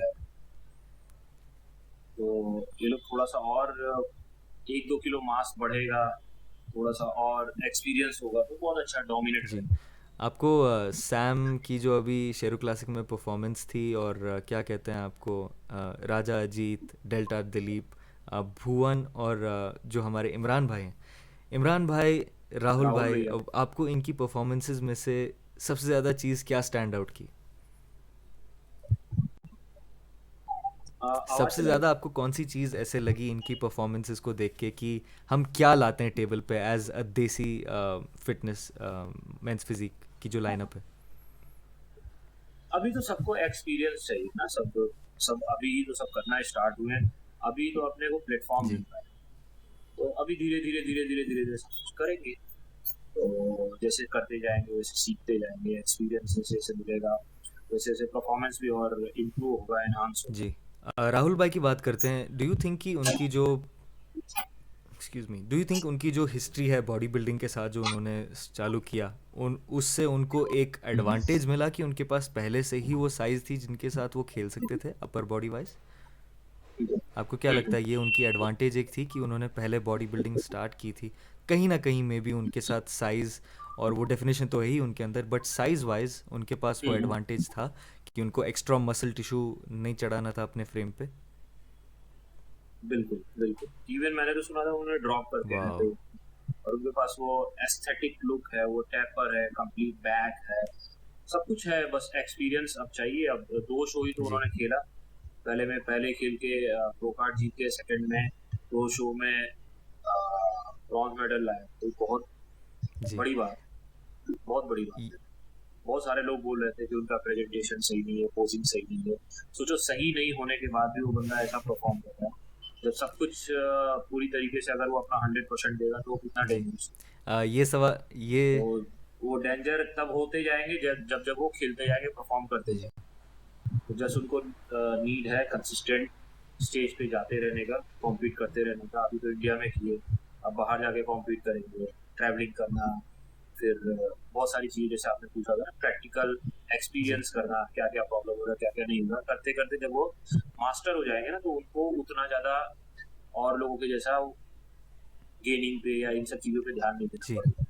तो बहुत जल्दी वो पिकअप पकड़ सकते हैं और बहुत जी। डेंजरस है ये वो। सवाल मैं आपसे इसलिए पूछ रहा हूँ from an athlete point of view, आप जिनके साथ खेल रहे हो, आपके साथ जो प्रो लीग में हैं, हम्म, तो उस हिसाब से मैं आपसे पूछ रहा हूँ हम्म, ताकि लोग भी देखें कि एक जो प्रो है वो दूसरे प्रोज को जज कैसे करते हैं, और जज करना ज़रूरी है, अपने जो कॉम्पिटिटर्स हैं उनको जज करना ज़रूरी है, राइट? नहीं, आप देखोगे ना, आप देखोगे तो ही इज डेंजरस, जी, वेरी डेंजरस। बस उनको परफॉर्म करने की जरूरत है। अपने आप सब सीखते जाएंगे। जैसे उनको किसी से कुछ मैं एडवाइस करूँ या कोई और करे, कोई मतलब नहीं है। जब आदमी खुद से करता है ना, तो उसको अपनी गलतियां जी, दिखने लगती हैं, उसको समझ में आ जाता है कि हाँ ये जी, है ये। जस्ट उनको बस कॉम्पीट करते रहने की जरूरत है। जैसे जैसे वो करते रहेंगे ना, उसके बाद फिर जी। He is what about dangerous. Imran, what do you think about Imran? He also good, very good. Skin quality जी, बहुत अच्छा है, और सिमेट्री बहुत जी, अच्छा है। उनको भी जस्ट परफॉर्म करने की जरूरत है। कॉम्पीट करने की। उनका भी मेरे ख्याल से ये जी तीसरा शो था। पहले शो में उन्होंने प्रो कार्ड जीता, मतलब प्रो बनने के बारे में जी बात कर रहा हूँ। प्रो कार्ड जीतते ही प्रो शो जी जीत लिया, फिर उसके बाद फिर दुबई में खेला, फिर अभी यहाँ जी खेला। जी खेलते खेलते सब मास्टर हो जाएंगे। अभी आप स्टार्टिंग में देखोगे जब मैन सिटी स्टार्ट था, सदीक थे, जेरेमी था, जस्टन जेसन जी पोस्टन था, वो लोग कैसे पोस्ट करते थे, एकदम हाथ हिलाते थे, वो करते थे। अब वो लोग करते करते परफॉर्म करते करते मास्टर हो गए। अब वो दूसरे लोग उनको देख के ये करते हैं, आइडियलाइज करते हैं कि हाँ इनके जैसा बनना है, इनके जैसा जी करना है। तो जस्ट नीड टू जी परफॉर्म, बाकी कुछ um, बाकी सब अपने आप आ जाएगा। आपने परफॉर्मेंस की बात की, अभी यहाँ पे मैं एक शॉर्ट ट्विस्ट लेना चाहता हूँ क्योंकि हमारे एक सब्सक्राइबर हैं, उनका एक सवाल है। तो we want to know more about कि आपकी अभी से जर्नी कैसे होगी। तो वारिस खान पूछते हैं कि can you please ask unstoppable Sid what is his plan now. मुझे वही अपना फिजिक और कंप्लीट करना है। मुझे बैक में और थिकनेस चाहिए और मास चाहिए, और शोल्डर बैक का विड्थ और बड़ा जी हो, जिससे इल्यूजन और अच्छा क्रिएट हो। लेग्स में और साइज, वॉल्यूम और ऐड करना है। तो एक अच्छा सा ऑफ सीजन अभी करने में जी लग जाऊंगा। अभी भी ट्रेनिंग को लेके, डाइट को लेके, कार्डियो को लेके कंसिस्टेंट हो। जी तो अच्छे से करेंगे इस बार, न्यू पैकेज में उतरेंगे। और जहाँ तक पता है, जितना डाइट में अच्छे से करूंगा उतना मेरा स्किन क्वालिटी भी इम्प्रूव होगा। मुझे लगता है कि स्किन और मेरा थिन जी होना चाहिए, तो वो होगा तो और ज़्यादा बेटर जी होगा वो शो। अमित भाई के बारे में मैं यहाँ पे आपसे बात करना चाह रहा हूँ। ये आपका पहला प्रेप था जी, जब वो आपके साथ थे स्टेज पे, you know, he was there around you जब आप compete कर रहे थे। वो डायनामिक कैसा था? राइट। आपको क्या चीज़ें अलग लगी इस प्रेप में और आपने क्या सीखा इस प्रेप से? मैं जब भी खेलता था तो क्या होता था कि मैं ही लीड जी करता था, मेरे ऊपर कोई था नहीं। तो मैं अगर कुछ गलत भी कर रहा हूँ, मैं खाने जा रहा हूँ तो मुझे कोई बोलने वाला नहीं। मैं अगर एक रैप कम मार रहा हूँ या उसके पहले ही छोड़ दे रहा हूँ, तो कोई मेरे अंदर से लिटिल एक्स्ट्रा पुश जी कराने वाला नहीं। तो वो चीज़ भैया थे। एक की जगह मुझे 5 करवाए। जब आप 5 करोगे तो फिर आपका परफॉर्मेंस भी वैसा जी होगा। आप खाने पीने पे कंट्रोल रखना। मेरे ब्लॉग वगैरह में देखोगे मुझसे फूड छीन लेते थे कि हाँ इतना ही खाना है तो इतना खाना है, क्योंकि उस टाइम पे जैसे जो होता है ना, मतलब फूड जब एक बार मुंह में लग जाता है ना आपके, तो बहुत बड़ा जी नशा होता है। ये चरस, हीरोइन, गांजा, इससे भी ज्यादा जो होता है, एडिक्टिव होता है। एक बार अगर आपको कार्बोहाइड्रेट, और आप फूडी जी पर्सन हो, खास करके बनारस की दूध मलाई खाने की, तो उनको अगर एक बार मुंह में लग गया तो फिर वो खाने में भी अनस्टॉपेबल हो जाते हैं, तो स्टेज पे काम खराब हो जाता है। तो वही चीज मेरे साथ होता था, तो जिसकी वजह से स्टमक फूल जाता था, जी वो होता था। तो लोग देखते थे, बोलते थे कि अरे इसको तो गट निकला है, हम्म इसको वो। खाया पी रहा था तो खाना का पूरा फूड मेरे पेट में रहता था, मसल में तो जाता नहीं जी था। शो के बाद फिर शाम को जब रिग्रेट करता था, पहुंचता था, जब मसल में चला जाता था तो रात में बॉडी जी दिखती थी। तो ये होता था कि यार स्टेज पे क्यों नहीं दिख जी रहा, क्योंकि खाना खाया रहता था। फूड तो जो होता है पेट में ही रहेगा, तो वो चीज स्टेज पे दिखता है। तो इस बार सब कुछ उन्होंने कंट्रोल करा है, सब आपको कुछ। एक छोटे बच्चे को जैसे डांट के रखना, पकड़ के रखना, संभाल के रखना, तो उस तरीके से जी रखा था। तो जी बहुत अच्छा किया। सिद्धांत भाई, आपको क्या लगता है ये जो गट की जो चीज़ है, बहुत सारे लोग पहले पॉइंट आउट भी करते थे, लास्ट शो जब आपने खेला उसमें तो और ही ज़्यादा आपने वो एक्सप्लेन हाँ, भी किया था, प्रॉब्लम हुई थी। तब मुझे पर्सनली ऐसा फील हुआ कि यार वो जो 2015-2016 वाला सिद्धांत जायसवाल, एकदम लीन बॉडी, बीच, लाइक एकदम मॉडल वाली जो लुक है ना, not much right, size right. Obviously. क्या आपको लगता है ये साइज पुट ऑन करने की जो आपकी ज़रूरी है, जो रिक्वायरमेंट है, उसकी वजह से ये प्रॉब्लम्स आ रही है? नहीं, वो तो मैंने बताया ना। इवन अभी शो का कितना दिन हो गया, जी 15 तारीख है, आधे महीने बीत गए, पूरा तो पूरा स्टमक फ्लैट है, एब्स है, जी सब कुछ है। बट इससे भी ज्यादा गंदा स्टेज पे मैं अरे दिखता रे था। मतलब जब खा लेता था, जब ऑब्वियसली आप खाओगे तो वो आपके पेट जी में ही रहेगा। पैनकेक पे पैनकेक, तो फिर ये तो वो, उस समय नहीं दिमाग काम जी करता था। तो वो सब गलतियां होता था, क्योंकि इस बार नहीं हुआ। अच्छा दिख रहा। वाह। आपने जो इस बार शेरू क्लासिक देखा, मैं आपको पूरे शो के बारे में एज एन एथलीट आपकी एक्सपीरियंस लेना चाहता हूँ और थोड़े अपने एक दो पॉइंट्स डालना चाहता हूँ। एक जो आप अपने टैनिंग के बारे में कह रहे थे, आपने सोशल मीडिया पे भी कहा, पहले जो प्री जजिंग था उसमें टैनिंग आपकी थोड़ी सी ऑफ हो गई थी, टैन की अवेलेबिलिटी, बाकी सारी चीज़ें। और मुझे एक और फैक्टर लगा जिसने और ही चीज़ों को ख़राब कर दिया पर्सनली, और खाली आपके लिए नहीं, सारे एथलीट्स के लिए, वो स्टेज की लाइटिंग थी। अब मैं मनीष गांधी शेरू पाजी जो है, मैं उनसे ऑब्वियसली वो बहुत अच्छा करने की कोशिश कर रहे हैं, लेकिन ये जो हमारे स्पोर्ट को ग्लैमरस प्रेजेंट करने के चक्कर में स्टेज इतना फ्लैशी बनाना और बड़े बड़े एलिमेंट्स रखना, पीछे का स्क्रीन एकदम मूविंग स्क्रीन, और उसमें भी रेड्स हैं बहुत, तो क्या होता है हमारे जो सारे फिजिक्स हैं ना, हमारी फिजिक्स टोन्स ऑफ रेड है, शेड्स ऑफ रेड है, और लाइटें जब चमकती हैं और ये वो, तो उसमें ना केवल सिर्फ पेपर व्यू में, मुझे लगता है जजेस को भी प्रॉब्लम हो रहा था। जजेस बोल भी रहे थे तब कि please stop the lights, please stop the lights, only one light. मैं समझ सकता हूँ कि ठीक है, एक धमाकेदार एंट्री देनी चाहिए एथलीट को, ठीक है, उसको एक तरीके से प्रेजेंट करो तो स्पोर्ट की भी वैल्यू बढ़ जाएगी। लेकिन जब वो फिर एथलीट स्टेज पे आता है और वो अब पोजिंग रूटीन कर रहा है, या सब वो सारे एक लाइन में खड़े होकर पोजिंग कर रहे हैं, तब लाइट्स चेंज करना और एक्सट्रीमली वाइट लाइट डालना, ये चीज़ें मुझे लगती हैं कि ये कहीं ना कहीं और ख़राब कर देती हैं फिज़िक को, चाहे वो उसकी नीयत अच्छी हो। लेकिन एज एन आर्टिस्ट और बाहर जो भी शोज़ में देख के आया हूँ, मुझे लगता है कि एक लाइट रखना और सिंपल रखना बॉडी बिल्डिंग में, क्योंकि बॉडी बिल्डिंग एक परफॉर्मेंस आर्ट है मेरे लिए, एक स्पोर्ट नहीं है। स्पोर्ट के एलिमेंट्स हैं लेकिन परफॉर्मेंस आर्ट है। तो उसको एक आर्ट की तरह, एक जैसे म्यूजियम में आर्ट वर्क को प्रेजेंट करते हैं उस तरीके से, जैसे आर्नल्ड को बोला था क्रिस्टीज़ के ऑक्शन में आके पोजिंग करने के लिए, उस तरीके से अगर हम बॉडी बिल्डिंग को वापस प्रेजेंट करने जाएं, जैसे आर्नोल्ड के टाइम पे होता था उनके थिएटर्स में, ये एक सिंपल बना देगी स्पोर्ट को, और खर्चा भी कम होगा, या अगर खर्चा आप फिर भी करना चाहते हो तो वो कहीं ना कहीं वो एथलीट को ही मिल जाएगा, वो जो पैसे बच जाएंगे एक्स्ट्रा धमाल, एक्स्ट्रा धमाके से। तो शॉर्ट में मैं आपसे ये कहना चाहूँगा कि आपका एक्सपीरियंस कैसा था, आप इस चीज़ से, do you agree with this, do you disagree with this, आपका क्या ओपिनियन है? नहीं, मेरा तो जो बोलना है, मेरा तो ये है कि मेरे साइड से मेरा टैनिंग वगैरह का गड़बड़ हुआ, मुझे टाइम पे चीजें जी अवेलेबल नहीं है। बाकी एथलीट भी तो थे ना, वो तो कर रहे थे, जी तो ये तो मेरा प्रॉब्लम है। बट ये है कि वीडियो फोटो में आपको नहीं दिख रहा था, बट जजेस को सामने से या बैक स्टेज, इवन जो एथलीट भी थे वो भी देख रहे थे, तो उनको भी पता ही था, उनको भी जी मालूम था कि क्या है। मेरे तो अगल बगल वाले के लोअर बैक में स्किन फोल्ड हो रहे थे, रिंकल पड़ रहे थे। मेरा तो एकदम इतना ड्राई था, इतना ज्यादा ड्राई था, बट ये था कि वीडियो फोटो में लाइव स्ट्रीम में देखने पे ऐसा लग रहा था कि बैक में मेरे मसल ही नहीं है, बैक में कोई जी थिकनेस ही नहीं है। तो वो चीज़ तो बट जजेस को सामने से दिख रहा था।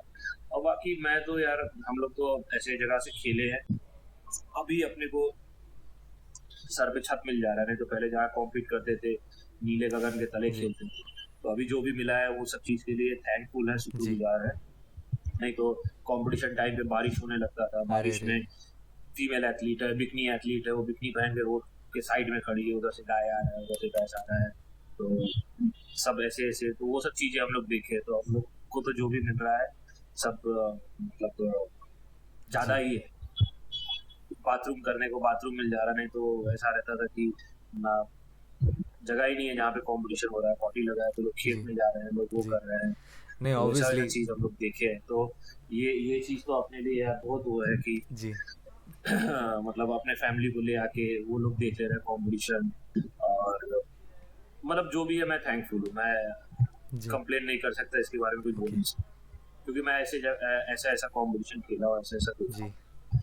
और पहले के लोग सारे लोग देखते हैं। सही बात है, सही बात है, अग्रीड। ये by the way, Manish Gandhi शेरूपा जी अमेजिंग जॉब कर रहे हैं, पहली बात ये इतना बड़ा करने के लिए, ये राइट, इसीलिए राइट। हम चाहते हैं कि ये अभी बेहतर हो। अभी सेम सेम प्रो क्वालिफायर खेलने के लिए बाहर हम लोग जी जाते थे, इतने पैसे लगते थे, फिर ट्रैवलिंग के टाइम पे बॉडी का दिक्कत हो जी जाता था, टाइम पे फूड नहीं मिलता था, स्टे नहीं होता था, फिर टाइमिंग डिफरेंस हो जाना, एक दो दिन उसी में जी चला जाता था सेट होने में। इवन आप थाईलैंड भी जाओगे, कहीं पास के भी एशियन कंट्री में भी जाओगे ना, 2-4 घंटे का जो जी। फर्क रहता है ना, वो भी आपको एडजस्ट करने में समय लग जाता राइट। है। और फिर उस तरीके से आपको चीजें नहीं मिल पाती है वो। अब यहाँ पे क्या था, बस गाड़ी निकाला, पहुंच गया कंपटीशन प्लेस पे, और वो मैं मेरी पूरी फैमिली देख रही है, सब कुछ जी कर रही है। मतलब एक नॉर्मल आपको पार्टी देने के लिए या शादी करने के लिए, कोई फंक्शन करने के लिए पूरा अरेंजमेंट कराना पड़ता है। यहाँ तो हम लोग रजिस्ट्रेशन कराया, पूरे परिवार को बुला अरे लिया कि आओ वाह। देखो। तो इतना मतलब इजी ऑप्शन अपने देश में ही हम लोग प्रो क्वालिफायर जी खेल ले रहे हैं, उसके बाद प्रो शो खेल लिया। नहीं तो दोनों खेलने के लिए अगर बाहर जाना होता तो फिर कितना तकलीफ होता। जिसने मतलब खेला है, जो गया उसको जी। पता है। बाहर जाने की बात करते हैं, सिद्धांत भाई, क्या आप अमित भाई ने आपको बोला क्योंकि आपने साथ में ट्रेनिंग करके एक डिफरेंस महसूस की, आपने साथ में हाँ रह के एक डिफरेंस महसूस की। और हर एथलीट के लिए अगर ऐसा कोई कोच साथ में रहे 24/7, वो डेफिनेटली एक अलग लेवल की पैकेज लेके आने में कामयाब हो जाता है। बिल्कुल क्या आपका बिल्कुल कोई प्लान बिल्कुल। है कि आप बाहर जाके उनके साथ रह के ट्रेन करें? हाँ हाँ, मेरा प्लान है जब मैं शो करूंगा, अभी तो ऑफ सीजन यहीं पे करूंगा, सब कुछ यहीं पे करूंगा, बाकी हाँ, एक महीने पहले जब रहेगा तो अभी सब मैं प्रेप में अपने लग जी। गया, फाइनेंशियल स्ट्रॉन्ग करने को, सब सारा काम धाम जी। सेट करके जब निकलूँ मैं, तो फिर मुझे किसी टाइप का बर्डन, क्योंकि मेरा ड्रीम है, मेरा सपना है, मैं दूसरे को जी। बोलूंगा नहीं कि नहीं भैया पैसा दो, नहीं भैया ये करो, मेरा काम जी। संभालो, सब कुछ मुझे ही करना है, तो मैं अभी से लग जाऊंगा ताकि जब मैं शो करने के लिए जाऊँ तो मुझे कोई दिक्कत जी। परेशानी So can we see Siddhant बस। Jaiswal in Bev's gym posing in that room? हाँ, ऑलमोस्ट वही प्लान है, वही हो Wow, रहा है, अमित भैया वही लेके जाए, cool, वही बोला cool, है। cool. um, आपसे मैं ये पूछना चाह रहा हूँ कि अगर कोई इंडस्ट्री में आ रहा है या आने वाला है या ऊपर आ रहा है, अभी अभी नाम कमा रहा है, आप कोई एक क्या एडवाइस उस इंसान को दोगे कि एक ये पर्सनालिटी ट्रेट अपने अंदर लाओ, या एक कोई चीज़ जो आप उस इंसान को एडवाइस करोगे? स्किल के ऊपर अपने अपने स्किल को डेवलप करते रहो, जो कि स्किल आपको कैसे बना के जी। दे, और किसी तरीके से आपको उतना परेशान हो। अगर आपको कोई चीज़, एक चीज़ मिल गई और उसी चीज़ को लेके आप मजाते रहोगे, फिर कुछ टाइम के बाद उसका वैल्यू जी। खत्म हो जाएगा। तो उसका वैल्यू खत्म होगा तो फिर आपको रिटर्न भी कुछ नहीं मिलेगा, ना लोग आपको पूछेंगे। तो अगर आपको किसी चीज़ की वजह से आपको अच्छा मिल रहा है, ग्रोथ हो रहा है, तो उस पर और टाइम दो, उस चीज़ का और स्किल आप अपना डेवलप करो, ताकि आप अपना लेवल अप करते रहो, और रिटर्न भी आपको उसमें फाइनेंशियल अच्छा मिलता रहे, मिलेगा ही जब आप अपना स्किल आप लेवल अप जी। करोगे। बट आप ग्रांटेड लेके बैठ जाओगे तो फिर कुछ भी नहीं मिलेगा, एंड ऑफ द डे वो चीज़ें भी चली जी। जाएगी। हाँ, दिस ब्यूटीफुली सेड सिद्धांत भाई। हम बॉडी बिल्डिंग के बारे में बात कर रहे हैं और आप एक खुद एक कोच हो। बहुत सारे लड़के ऐसे हैं जी जिनको जो इस चीज़ में भटकते हैं कि ठीक है, हम अपनी नॉलेज भी खुद से हासिल करना चाह रहे हैं। न्यूट्रिशन की नॉलेज हम हासिल करेंगे, कोर्स पड़ा हुआ है, ठीक है, ट्रेनिंग की नॉलेज हम हासिल करेंगे, एक्सरसाइज के कोर्सेज पड़े हुए हैं। When it comes to PEDs and steroids, ठीक है, ऐसा क्या कोई तरीका है, या अगर नहीं है तो क्यों नहीं है ऐसा कोई तरीका? आपको क्या लगता है एजुकेट करने में स्टेरॉइड्स के मामले, स्पेशली इंडिया में या देसी कंट्री में जहाँ इतने डॉक्टर्स पैदा होते हैं, इतने बनते हैं यहाँ पे, आपको क्या लगता है कि इसकी वजह क्या है, या अगर कोई तरीका है तो क्या तरीका है कि पीईडीज के बारे में हम और जानकारी हासिल करें? जैसे अभी ये होता है ना कि जब यंग होते हैं, अपने को आइडिया जी। नहीं होता है, और तो फिर ये होता है कि कुछ भी हो, मर जाएंगे, भाड़ में जाएंगे, कोई दिक्कत नहीं, मेरी बॉडी बननी चाहिए, मुझे 21 में ही जीतना है, मुझे 20 में ओलंपिया बनना है।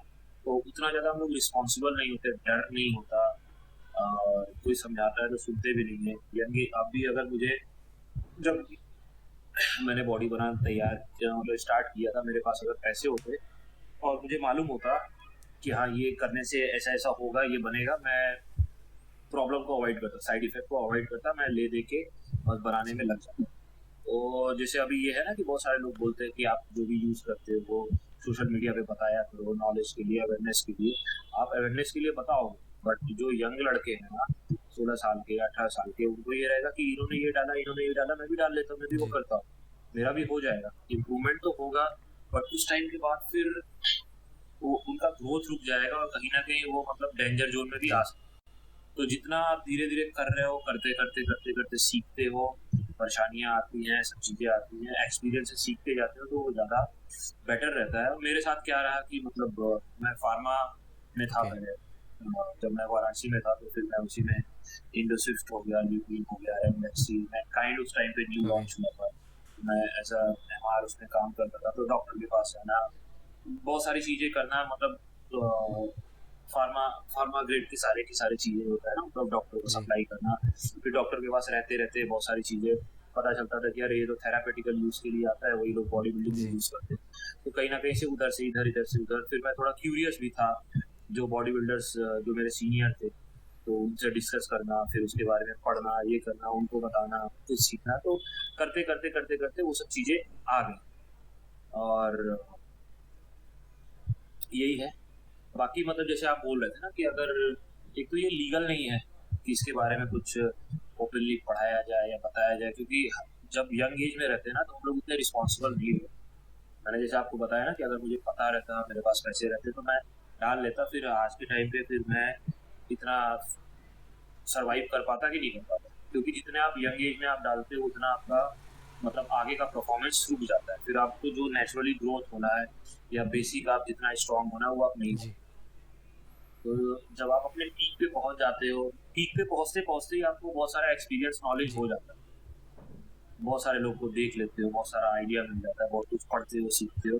बट स्टार्टिंग में ही जब आपको कुछ पता भी नहीं है, फिर भी आपको किसी ने दे दिया, किसी ने कर लिया, उस समय तो बॉडी अच्छी हो जाएगी, बट फिर आगे का ग्रोथ आपका रुक जाएगा। अगर जैसे मान लो कि आप नॉर्मल फिजिक ट्रांसफॉर्म करने के लिए आपने ले लिया, फिर आप बोलोगे मुझे डिस्ट्रिक्ट खेलना है, तो डिस्ट्रिक्ट खेलने के लिए फिर आपको डोजेज और बढ़ाने पड़ेंगे, क्योंकि उतने डोज पे काम करेगा नहीं। अगर आप 1 साल से 2 साल से आप वैसे ही करते आ रहे हो, फिर स्टेट खेलने के लिए और जी बढ़ाओगे, फिर नेशनल खेलने के लिए और बढ़ाओगे, फिर कुछ टाइम के बाद बॉडी रिस्पॉन्स ही नहीं जी करेगी, फिर आप खुद से अपना ग्रोथ आपने रोक दिया, फिर इंटरनेशनल तो भूल ही जाओ आप। राइट तो सिंपल है कि जितना बॉडी आपकी इस तरीके से रिस्पॉन्स कर रही है, जितना आप डिसिप्लिन में रह रहे हो, जितना आप कंसिस्टेंट हो, slowly slowly slowly slowly slowly slowly फिर करते करते सफर अपने आप सीख भी जाओगे, आपको कोई ना कोई मिल भी जाएगा, जी वो कर लोगे। सिद्धांत भाई दैट वाज मतलब एक अगर हम कहें कि एक अच्छे तरीके से एक्सप्लेन जब एक कोच करता है ये आपकी बातों से झलकता है। आप जिस तरीके से एग्जांपल्स देते हो, आप जिस तरीके से एक्सप्लेन करते हो टॉपिक्स को जो बहुत मुश्किल है एक्सप्लेन करना एक ऐसे तरीके में जिससे नॉर्मल इंसान ऐसा समझे कि नहीं भाई मेरा क्वेश्चन हम्म, पूछना भी ख़राब बात नहीं है कि बहुत लोग ऐसा ऐसा हम्म, रिएक्शन मिलता है उनके कोचेस से कि अरे भाई तूने स्टेरॉइड्स के बारे में कैसे बात की तूने इसके बारे में। हम्म, तो उससे फिर क्या हो जाता है हम्म। उनका दिमाग ऐसा बन जाता है कि यार ये मैंने क्या पूछ दिया। नहीं मेरा मानना ये भी है कि अगर आपको अवेयरनेस जी फैलाना है ना, तो आप ब्लड वर्क के बारे में जी डाल दो, कि आप जब आपका शो खत्म होता है तो आप क्या क्या ब्लड वर्क करते हो, क्यों करना है, क्यों जी जरूरी है, और उसके बाद फिर साइड इफेक्ट क्या हो रहा है, प्रॉब्लम क्या हो रहा है, उन सब चीजों के बारे में जी डालते हैं, ताकि लोग सोच समझ के उसमें एंटर करें। बट अगर आप डालोगे कि ये मैंने किया, ये लगाया, इससे मेरा इतना गेन हुआ, इतना फैट लॉस हुआ, इतना वो हुआ, क्योंकि हर एक पीढ़ी के मतलब डेंजर ही साइड इफेक्ट है। आप कितना भी लोग कुछ बोल रहे हैं कि नहीं ये करोगे तो इससे बच जाओगे, वो जाओगे, हल्का फुल्का कुछ ना कुछ वो आपको दे के ही जी जाएगा।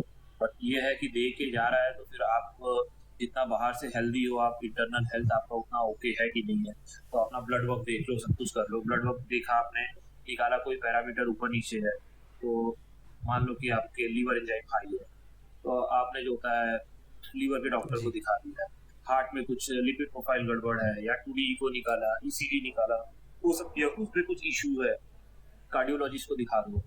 आप अपना बहुत सारा ये सब करने पे आपके ब्रेन पे भी, न्यूरो पे भी बहुत बहुत असर पड़ता है, तो वो सब चीजें भी आपको ध्यान देना पड़ता है, उसके लिए भी आपको सप्लीमेंटेशन लेना पड़ता है, सब कुछ करना पड़ता है। जितना है तो आप अवेयरनेस फैलाओ, बट आप यूज के बारे में मतलब मेरा मानना ये है कि आपका साइकिल क्या है क्या नहीं वो आपको नहीं पता जी सोशल जी मीडिया। ब्यूटीफुली सेड सिद्धांत भाई। आप मुझे बता सकते हैं कि ऐसा कौन है इंडस्ट्री में जो आपसे सीनियर है जिनके पास आप बेझिझक कभी भी चाहे वो एक इंसान है या दो इंसान हो वो कौन से ऐसे लोग हैं जिनके पास आप जाते हो कभी बात करने या कुछ अगर आप प्रॉब्लम या एडवाइस चाहिए कभी वो ऐसे कौन है या ऐसा कोई है। मेरे तो वही कोच ही हैं, बाकी तो फिर आ, अमित भैया से जो है वो डिस्कस करते हैं, बाकी तो हर तरीके के डॉक्टर्स हैं, उनसे जब भी टाइम मिलता है लाइव पे बात कर जी लिया या ऐसे बात कर लिया, मतलब कार्डियोलॉजिस्ट हो गए, फिजियोथेरेपिस्ट हैं, उनसे भी आपको बहुत कुछ सीखने को मिलेगा, जी डर्माटोलॉजिस्ट हैं, हर किसी से कुछ ना कुछ जब आप डिस्कस करते रहते हो ना, बहुत बहुत चीज न्यू न्यू जी निकल के आता है। इवन बहुत सारे अलग भी कोचेस हैं, बहुत सारे लोग जो अभी एकेडमी चला रहे हैं, जितने भी मतलब चाहे कोच हो चाहे जो भी हो, तो लोग बोलते हैं कि नहीं मैंने इनसे नहीं सीखा, मैंने उनसे नहीं सीखा, मैं उनके पास, मैं बोलता हूँ कि हर किसी के पास से सीख लो, जितने भी एकेडमी खोले हैं, जी जितने भी लोग, सब कुछ नहीं तो उनका मार्केटिंग का तरीका आपको पता चलेगा, उनकी मार्केटिंग स्ट्रेटेजी आपको जी पता चलेगी। अगर वो कुछ गलत भी पढ़ा रहे हैं तो आपको पता है कि नहीं ये चीज गलत है, तो आप उनके बारे में फीडबैक दे सकते हो, आप वो कर सकते हो। जैसे अभी लोगों को ये रहता है ना कि मैं इससे क्यों सीखूं, मुझे तो इससे ज्यादा पता है, मैं इससे क्यों वो करूं, मैं तो बोलता हूँ हर किसी से सीखना चाहिए, हर किसी से सीखना चाहिए, आपको कुछ ना कुछ उसमें मिलेगा ही मिलेगा। अगर वो गलत भी पढ़ा रहा है तो आपको आइडिया लग जाएगा कि नहीं यार ये गड़बड़ वाह है। तो ऐसे तो हर जगह से आप सीख सकते हो, कर कोई सकते हो। अभी बहुत सारा चीज है, वीडियो के बारे में मैं आपसे पूछूंगा, आप ज्यादा जी आइडिया रहेगा, तो कुछ ना कुछ आपसे सीख ही लिया, मेरे स्किल में और जी। ऐड ऑन हो गया, और अच्छा कर सकता हूँ। कोई ऐसे एथलीट्स इंडियन फिटनेस इंडस्ट्री में और फिर इंटरनेशनल फिटनेस इंडस्ट्री में भी जिनको आप बहुत मानते हो या आप लुक अप करते थे उनको जब आप स्टार्ट कर रहे थे या अभी भी? Ronnie Ronnie Ronnie Ronnie Coleman. बहुत ज्यादा इंस्पायर, यस, वाह ऑल टाइम फेवरेट। वाह। ऐसी कौन सी बात है उनकी जो आपको ज़्यादा इतनी ज़्यादा इंस्पायर करती है उनके बारे में? बहुत ज्यादा पैशनेट है। जब हम लोग बॉडी बिल्डिंग करते हैं तो डाइट करते हैं, ट्रेनिंग करते हैं, तो पता चलता है कि बहुत जी सफर कर रहे हैं।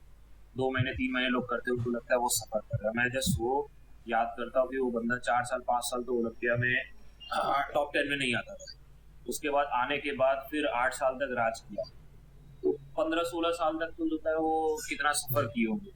उसके बाद भी हर चीज में वो पॉजिटिव बातें करना, थैंकफुल रहना, ग्रेटिट्यूड शो करना, और बताना कि कितना ज़्यादा उनको डिज़ायर है, हंगर है। जैसे आप जब उनका 800 LBS वाला उनसे जी। पूछा जाता है कि भाई मतलब तुम क्या क्या रिग्रेट है, तो उनका माइंडसेट ये है कि मेरा रिग्रेट ये है कि 4 की जगह 6 काश मैंने मारा और होता, उठाया होता। 6 की जगह 8 किया होता। हाँ हाँ, तो माइंडसेट ही अलग है। और वही सेम शॉनरे है। शॉनरे बोलता है कि रॉनी का बुढ़ापा देख के मुझे ऐसा लगता है कि मेरे से 8 क्या, मैं एक भी मिस्टर ओलंपिया नहीं बनना चाहूंगा ऐसे ओल्ड एज में। और रॉनी अभी भी बोलते हैं कि नहीं, तो चैंपियन माइंडसेट जी अलग ही होता है। कॉम्पीट हर कोई करता है, बट चैंपियन माइंडसेट जो है ना वो अलग ही होता जी है। उनको बस जो चीज के बारे में जाना जा रहा है वही चीज करना है। अब बॉडी बिल्डिंग आज से 100 साल के बाद अगर बॉडी बिल्डिंग के बारे में जी। बात होगा, ठीक है, तो अगर बॉडी बिल्डिंग रहेगा जिंदा, शॉन रे को लोग नहीं जानेंगे, बट रॉनी कॉलमैन कभी नहीं मरेगा, सही बात। माइकल जैक्सन कभी नहीं मरेगा, ब्रूस ली कभी नहीं जी मरेगा, लता मंगेशकर कभी नहीं मरेंगे। उनकी लेगेसी हमेशा जी रहेगी। जो आसपास के लोग हैं ना उनको कोई याद नहीं रखेगा, बट जो मिस्टर ओलंपिया है, अब काई ग्रीन को भी 100 साल के बाद मुझे नहीं लगता कोई जानेगा, बट फिलिप को हर कोई जानेगा अगर बॉडी बिल्डिंग जी रहेगा तो। जी। एब्सोल्युटली बोलते हैं ना चैंपियन नेवर डाई, एब्सोल्युटली। तो उन्होंने अपना एक मार्क जो है छोड़ दिया है अर्थ पे। जी। तब का ओलंपिया, तब के मिस्टर ओलंपिया तो थे ही सिद्धांत भाई। आज के मिस्टर ओलंपिया क्या आपको लगता है कि किसी के पास वो वर्क एथिक है जो पुराने मिस्टर ओलंपियाज के पास था? पुराने को तो मैंने देखा नहीं है, मतलब जो भी है सब सुनने जी में ही आता है कि ऐसे ऐसे अभी के भी लोग वैसे ही सफर करते हैं, वैसी ही चीजें करते हैं, ऐसा जी नहीं। बिना सफर के कंडीशनिंग, इतना मास, इतना सब कुछ करना वो पॉसिबल ही जी जी। लोग कहते हैं 90s के बॉडी बिल्डर्स ज़्यादा कंडीशन थे, ज़्यादा एस्थेटिक थे, और वो चाहे ओपन बॉडी बिल्डिंग में थे वो फिर भी अपने फ्रेम, सिमेट्री और प्रोपोर्शंस के बारे में उतना ही वरी करते थे जितना आज का फॉर एग्जांपल कोई मेंस फिजिक एथलीट वरी करेगा। क्योंकि हमने बहुत सारे केसेस देखे हैं कि जब ओपन बॉडी बिल्डिंग में कोई एथलीट्स जाते हैं तो उनका कंसर्न फ्रीक फैक्टर है rather than keeping them self in proportion. तो आपको इसके बारे में क्या कहना है? क्योंकि जजेस का डिमांड वही है ना, उनको बड़े चाहिए, उनको ह्यूज जी चाहिए। अभी अगर उस तरीके से जैसे पुराने आप फ्रैंक जैन वाली बॉडी आप बोलोगे, तो क्लासिक फिजिक में वैसे ही रहते हैं, बट अगर वो बंदा ओपन में जाएगा खेलने के लिए तो उसको कहीं काउंट भी नहीं करेंगे। जी तो जैसा जजेस का डिमांड है, अभी 2015 में जैसे मेरी बॉडी थी, जी 16 में थी, तो लोग बोलते हैं कि साइज चाहिए। तो अब जब मुझे अगर स्पोर्ट्स में चैंपियन बनना है तो जो डिमांड है उसको फुलफिल जी करना पड़ेगा। मैं वो नहीं बोलूंगा कि नहीं पहले ऐसे रहते थे, पहले वैसे रहते थे, अभी जो चाहिए वो करना पड़ेगा। जी। अम, तो सिंपल है, जो स्पोर्ट्स का रिक्वायरमेंट है, जो डिमांड है वो आपको फुलफिल करना पड़ेगा। पहले 20 जो होता है 60 ओवर का, कितने ओवर का मैच होता था, उसमें में ही 150 रन बनता था। अभी 2020 में ही 150 जी बना देते हैं लोग। तो जैसा डिमांड होता है वैसा सप्लाई होता है, जी। और उसी आपको फुलफिल करना पड़ेगा। अगेन ब्रिलियंट एग्जांपल सिद्धांत भाई। आपके जो एग्जांपल्स होते हैं वो बहुत इंटरेस्टिंग होते हैं। आप रियल लाइफ के जो सिचुएशंस है, जो सिनेरियोज है, उसको लेके आप हर चीज़ को जोड़ के आप इजी वे में एक्सप्लेन करते हो। आई थिंक ये आपकी सबसे यूनिक क्वालिटी है जो आपको एक अच्छा कोच और अच्छा टीचर थैंक बनाती है। मैंने भी आपसे बात करते करते अभी तक ही इतना सीखा है, जो और जो हमारे आखिरी के सवाल है कुछ उनमें भी हम शायद जनता के लिए, लोगों के लिए और अच्छी क्वालिटी यू। प्रोवाइड कर सकते हैं। सिद्धांत भाई, मैं आपसे बात करना चाहूँगा about personal life, if it's okay. आप एक हस्बैंड हो, यू आर अ पार्टनर। तो यस, बहुत सारे आज यस। के एथलीट्स भी ये चीज़ फेस करते हैं कि घर पे प्रोवाइड करने के चक्कर में या पार्टनर के लिए क्या कहते हैं, सैक्रिफाइसेस करने के चक्कर में कहीं ना कहीं उनको भी कॉम्प्रोमाइज़ करनी पड़ती है। आपकी इक्वेशन आपके पार्टनर के साथ कैसी है? उन्होंने आपके लिए क्या सैक्रिफाइसेस की हैं और ये कैसा चलता है आप दोनों के बीच में? आप अपनी रिलेशनशिप कैसे मैनेज करते हो? नहीं, ये एक तो लकी वो फील होता है हर चीज जो है सपोर्टिव है, और वो तभी पॉसिबल होता है जब दोनों हाथ से जी ताली बजती है। बैलेंस आपको बना के चलना पड़ता है, मतलब लकी बनने के लिए भी आपको इनपुट वैसे ही देना पड़ता है, वैसे ही जी डालना पड़ता है। अगर आप सोचोगे कि सिर्फ अगला बंदा ही करे और आप कुछ ना करो, आप डोमिनेट करो, आप चढ़े रहो, आप वो करो, तो कहीं ना कहीं चीजें खराब हो जाती है। एक जो होता है ना, घड़ा भर जाता है तो वो फूट हम्म, जाता है। तो आप उसको समझ के लो, तो मतलब ऐसा कुछ हो ना कि चीजें प्रॉब्लम क्रिएट ना हो, क्योंकि कोई भी इंसान एक बार में गिव अप नहीं करता। चाहे वो आपका पार्टनर हो, चाहे वो आपका फैमिली हो, वो आपके साथ जुड़े रहने के लिए कहीं ना कहीं कभी ना कभी जी खुश था, उसके लिए आपके साथ आया, उसके लिए आपके साथ रहा। बट कुछ चीजें जब आप ऐसे करने लगते हो, जब साथ में रहते हो, जो कि उनको पसंद नहीं, फिर भी करना पड़ता है मजबूरी में, तो मजबूरी में 1 साल 2 साल 3 साल 4 साल उसके बाद फिर कहीं ना कहीं चीजें खराब जी हो। तो जैसे हम लोग ट्रैक पे रहते हैं तो बहुत इरिटेशन होता है, बहुत हाँ, मतलब ओवर रिएक्ट करते हैं, हर किसी के साथ होता है। सिंपल सा चीज़ है कि जो चीज़ आपको खाने को चाहिए वो मिल नहीं जी रहा है, जो चीज़ आपको रेस्ट चाहिए वो मिल नहीं रहा है, तो फिजिकली आप जब स्ट्रेस में होते हो, मेंटली होते हो, तो ओवर रिएक्ट करते हो। तो मेरा तो जब शो होने वाला रहता है उससे पहले मैं बता देता हूँ कि भाई तो अभी ऐसा ऐसा होने वाला है, तो थोड़ा सा संभालना, थोड़ा सा जी संभालना। तो मतलब मुझे भी रियलाइज होता है कि नहीं, मैं कहीं कुछ गलत तो नहीं बोल रहा, कहीं कुछ गलत तो नहीं कर रहा। तो उसके लिए पहले ही इतने बार बोल देता हूँ कि आदमी फिर समझ जाता है। और समझने के बाद भी जब भी आप ओवर रिएक्ट करते हो ना, तो तकलीफ तो होता जी ही है। तो फिर जब आपने तकलीफ दे दिया तो उसके लिए आप सॉरी भी बोल दो, उसके लिए आप मना भी लो। जब आपका मूड जब खराब था तो आपने बोल दिया, जब सही हुआ तो फिर उसके लिए आप मतलब जो चीज वो आपके सपोर्ट में कर रहे हो उसके लिए जी थैंकफुल रहो, ग्रेटिट्यूड शो करो। मतलब ऐसा नहीं कि बस आप गुस्सा आ रहा है तो गुस्सा भी दिखा रहे हो, बाद में आप अकड़ में भी रह रहे हो, और तो उस तरीके से चीजें खराब जी होती हैं। और ये है कि हर इंसान का अपना अपना लाइफ का पर्पस होता है। तो मेरा मेरे पार्टनर का एक ही पर्पस है, दोनों मिलके उसको अचीव जी कर रहे हैं।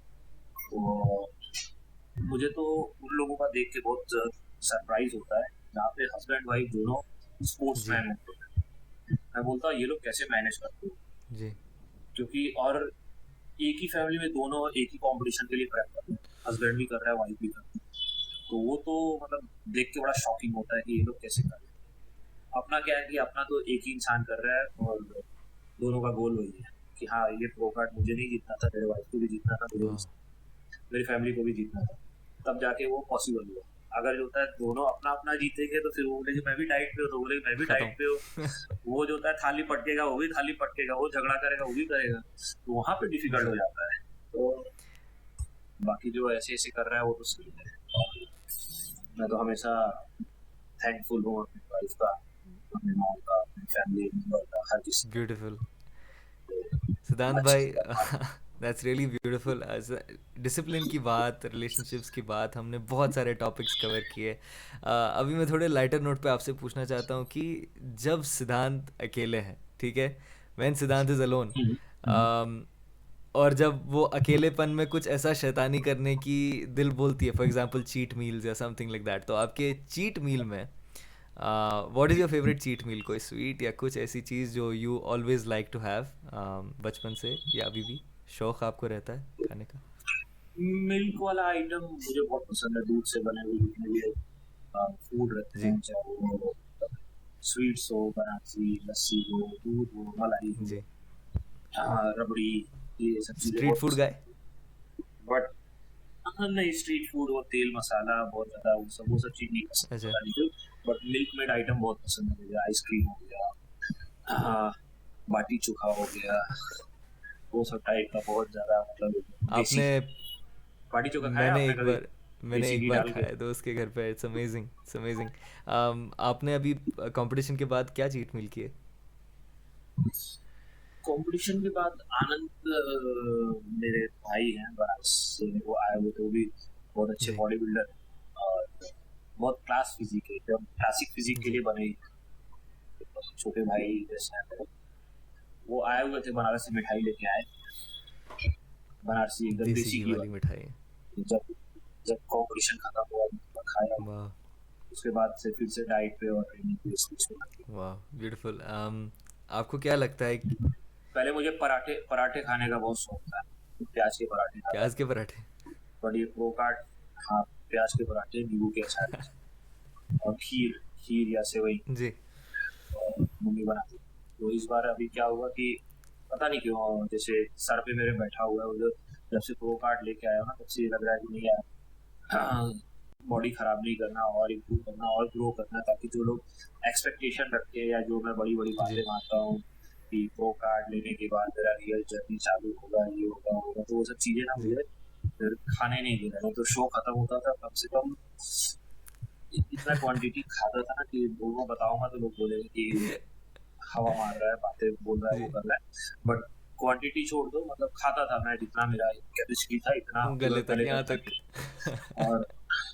और इस बार ऐसा हुआ है कि मैंने एक पराठा भी नहीं उफ। खाया, आपको इच्छा ही लगता है नहीं कुछ हुआ है। रिस्पॉन्सिबिलिटी या कुछ ऐसा आपके कंधे पे आ गया है? ऑब्वियस, बहुत बहुत बहुत मेरा मेरा बात जो है ना खुद ही से मुझे मोटिवेट करता है, खुद ही से मुझे जो है रियलाइज हो जी जाता है।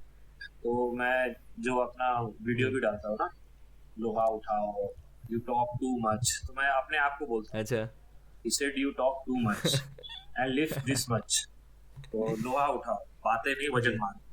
तो खुद को मतलब मोटिवेट करने के लिए, तो कभी कभी लोगों को लगता है कि मैं उनको बोल रहा हूँ, उनको बोल के डाल। मैं जितने भी वीडियोस भी बनाता हूँ, कुछ भी करता हूँ ना, तो उसमें मैं बोलता रहता हूँ, वो खुद को जी बोलता हूँ कि भाई तुम्हारी बातें बहुत है, तुम बहुत ज्यादा ये करते हो, वो करते हो, काम कुछ नहीं करते हो। तो जब अंदर से एक इंसान होता है ना, वो आपको बोलता रहता है कि तुम इधर ये गलत कर रहे हो, ये तुमको नहीं करना चाहिए। जब खाने जाते हो तो फिर ये होता है, जब ट्रेनिंग नहीं होता तो एक इंसान बोलता है अरे छोड़ दो, एक अंदर से बोलता है नहीं करो, करना पड़ेगा, यही तुम्हारा जो होता है डिफरेंस क्रिएट जी रहेगा। तो हमारे अंदर दो इंसान होता है जिससे हम लोग कन्वर्सेशन करते रहते हैं, हम लोग उसको माइंड और हार्ट जो जी भी बोलते हैं, कि अपना कन्वर्सेशन वही लोग से चलता रहता है, तो वैसे ही रहता है मेरे साथ भी। वाह वाह तो अंदर के इंसान से बात करता रहता है और वो कंटेंट बन जी। जाता है लोगों के लिए, तो लोग उसको अपने से भी रिलेट कर लेते इसको इसको बहुत लोग ऐसे भी बोलेंगे कि ये आप अपने साथ एफर्मेशन कर रहे हो कि सिद्धांत यू आर दिस, सिद्धांत यू आर हैं। राइट। बहुत लोग बोलते हैं कि अच्छी। अरे जी मैंने मैंने एक वीडियो 2019 में ऐसे ही बनाया था, ट्रेनिंग के टाइम पे बहुत पूछता अपने जी आप को करता था।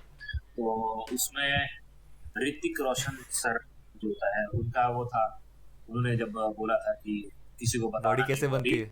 ऐसे बनती है, नहीं तो कोई जी बनाएगा नहीं। तो मैंने उसमें मतलब ये बोला कि किसी को बताना नहीं बॉडी कैसे बनती, तो बनाएगा नहीं। मैं बोला कि सर आप बता भी दोगे नहीं तो भी लोग बनाएंगे। नहीं बना।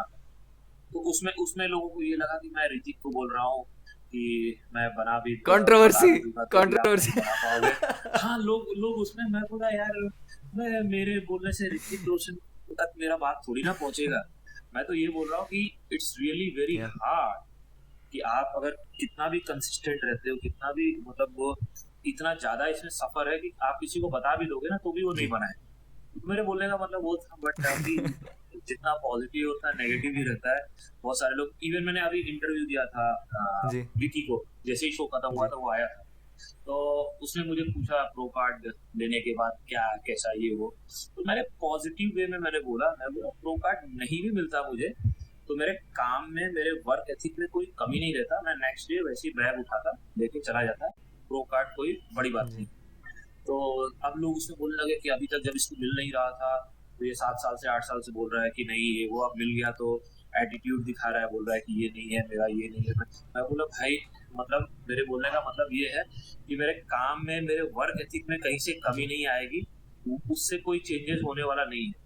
वो मिलने के बाद मैं और रिस्पॉन्सिबल हो गया और ज्यादा वो हो गया। तो मेरे बोलने का मतलब वो था, बट लोग बोल रहे हैं कि देखो अब इसको ये हो गया, अब देखो इसको वो हो गया, ऐसी बातें मिल रहा है। लोग जो होता है बहुत जल्दी बदल जाते हैं। मैं बोला भाई यार आप लोग समझ नहीं रहे मैं कहना जी क्या चाहता हूँ। तो कभी कभी बोलते आप कुछ और लोग उसको लेते कुछ और है। और उसके बाद अभी आपके बातों को भी रिप्रेजेंट करने वाले जी दूसरे लोग हैं, वो छोटा सा बाइट डाल देते हैं, फिर उसमें अपना जोड़ देते हैं, फिर वो और एकदम वो हो जाता है। फिर अब मुझे ये रहता है कि नहीं यार, आप चुप रहो, अब बोलना ही नहीं है, कुछ नहीं जी बोलना है, जाने दो। जो भी चीज है वो करो। अगर कोई मेरे बारे में भी कुछ बोलता है ना, तो फिर लोग उससे पूछते हैं आपके बारे में इसने ये बोला, आप क्या बोलना चाहते हो? मैं बोला, कुछ नहीं, मैं सुना, मुझे अगर कोई चीज नहीं अच्छा लग रहा, मैं काम करूंगा, काम करके आंसर करूंगा, बात जी खत्म। अभी जैसे प्रो कार्ड नहीं जीता था तो लोग बोल रहे थे प्रो कार्ड कभी नहीं जीत सकता, इसका ये है, उसका वो है, उसका ऐसा वैसा, जीत गया। अब बोला गलती से जीत गया है, सेटिंग से जीत गया है, प्रो शो नहीं जीत पाएगा, फिर प्रो शो भी जी जीतूंगा। मुझे मालूम है अगर मैं करता रहूंगा तो मुझे इसी के लिए करना ही है कि दुनिया में कोई भी चीज जी इम्पॉसिबल नहीं है। क्योंकि मैं कहाँ से आया हूँ और कहाँ पे हूँ, अब मुझे पता चल गया कि जब मैं वहां से यहाँ आ सकता हूँ, जब मेरे पास कुछ भी नहीं था, कुछ भी नहीं था, लिटरली खाने को पैसे, रहने को घर, स्पेस नहीं, कुछ नहीं, दूसरे सिटी में आया जहाँ सब दूसरी तरीके से बात करते हैं, अपने आप को कैसे सेल करना है वो चीज़ करते हैं। वहाँ पे मुझे बनारस का लड़का सही से बात करने भी नहीं आता था, तो यहाँ पे लोग मजाक बनाना वो करना कि भाई ये लोग यूपी वाले को भैया बोलते हैं जैसे, तो ऐसा वैसा वो करना। बट फिर वही लोग आज के डेट में प्यार करते हैं, अप्रिशिएट करते हैं मुझे, मतलब रिलेट करते हैं कि नहीं महाराष्ट्र की शान हो आप, ये हो। तो मुझे ये रहता है कि जब कुछ भी नहीं था, जब तो उतना कर लिया, अब तो मेरे पास सब कुछ एडवांटेज है ना, मेरे पास नॉलेज है, मेरे पास लोग है, जी एक्सपीरियंस है। तो जब जब कुछ भी नहीं था तब वो इतने बड़े स्टेज पे मतलब इतना सब कुछ कर लिया, तो अब तो सब कुछ है, अब तो और तगड़े से करेंगे। जी तो इम्पॉसिबल वही है कि कुछ भी नहीं है, बस आपको लगे रहना है, लगे रहना है। तो अब लोग वही बोलेंगे प्रो शो भी जीत जाऊंगा तो बोलेंगे हल्का शो जीत लिया, फिर ओलंपिया के लिए, फिर ओलंपिया में भी आ गया तो फिर बोलेंगे कि ओलंपिया टॉप 5 नहीं बन सकता, 10 नहीं बन सकता। तो ये है कि लोगों का काम है जी कहना बोलना, बाकी कुछ नहीं। इसी तरीके से मैं शो के बाद किसी ने ऐसा फालतू फालतू लिख के मेरे बारे में डाला था, और उस बंदे को मैं ही लेके आया था इंडस्ट्री में, मैं ही उसको प्रमोट करने वाला, सब कुछ करने वाला। तो मुझे गुस्सा लगा, मैं बोला कि मैं वीडियो बना के इसको आंसर करूंगा या कॉल करके इसको अच्छे से समझाता हूँ। फिर थोड़ा सा स्क्रोल किया मैंने और उसमें सॉन्ग बजने लगा, ओनली गॉड कैन जज मी, ऐसा वैसा। तो मेरा माइंड अरे चेंज हो गया, मैं बोला वाई मैं क्यों इसको एक्सप्लेन करूँ या किसी को एक्सप्लेन करूँ, कुछ भी करोगे लोग कमियां निकालेंगे ही जी निकालेंगे। और फिलिप का बात मुझे हमेशा याद रहता है, पीपल ओनली क्रिटिसाइज बेस्ट। तो चुपचाप से रहो, जो कर रहे हो अभी भी जैसे प्रेप किया, चुपचाप से अपना गर्दन नीचे करके फोकस करके किया, वो करो, सबको सबका आंसर मिल जाएगा। सबको आंसर देने के लिए क्यों करना, स्टार्ट से ही मैं अपने खुशी के जी लिए कर रहा हूँ, मुझे अच्छा लग रहा है तो बस करता रहूंगा। वाह ओनली गॉड कैन जज us. That is truly an unstoppable answer क्योंकि मैं मेरे 10 सवाल जो मेरे दिमाग में यस। आए आपने वही यहीं पे आंसर कर दिए। सिद्धांत भाई मैं आपसे पूछना चाह हाँ। रहा हूँ कि ये जो बॉडी बिल्डिंग मीडिया है ठीक है, ये अभी पिछले एक डेढ़ साल में आया है ठीक है।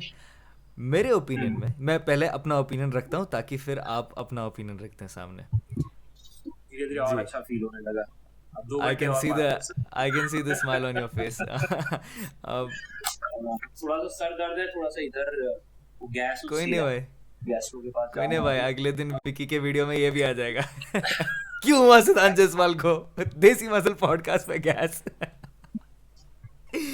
बट या हाँ द बोलिए अभी पॉइंट आप इज क्या कि बोल जो इंडियन मीडिया है बॉडी बिल्डिंग की ठीक है, विकी को मैं बहुत चीज़ों के लिए अप्रिशिएट करता हूँ। यू नो एक उनमें से एक चीज़ है कंसिस्टेंसी ठीक है।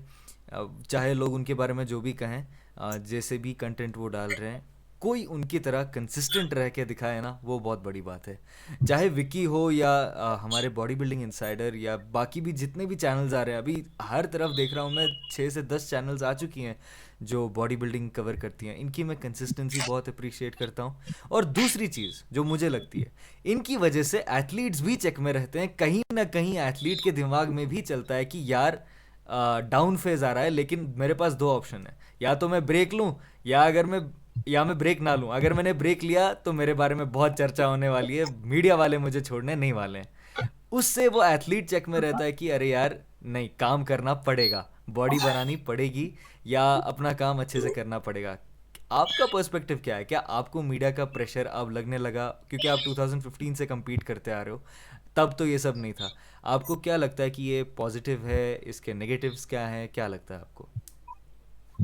ऑब्वियसली पॉजिटिव ही जी है ना, मतलब अलग टाइप का फील होता है। जैसे हम लोग अमिताभ बच्चन के बारे में, अक्षय कुमार के बारे में, या जो भी फिल्म के सेलिब्रिटी रहते थे उनके बारे में सुनते थे कि वो ये जी कर रहे हैं, वो कर रहे हैं। अब ये लोग वैसा वाला फील जी कराते हैं कि कुछ ऐसा कर दिया, अरे सिद्धांत जायसवाल यहाँ चले गए, अरे सिद्धार्थ जायसवाल की वाइफ को ये हो गया, अरे उनका इससे झगड़ा हो गया, तो मतलब वो लोग मेरे बारे में जी बात कर रहे हैं, मतलब वैसा फीलिंग मतलब हो गया।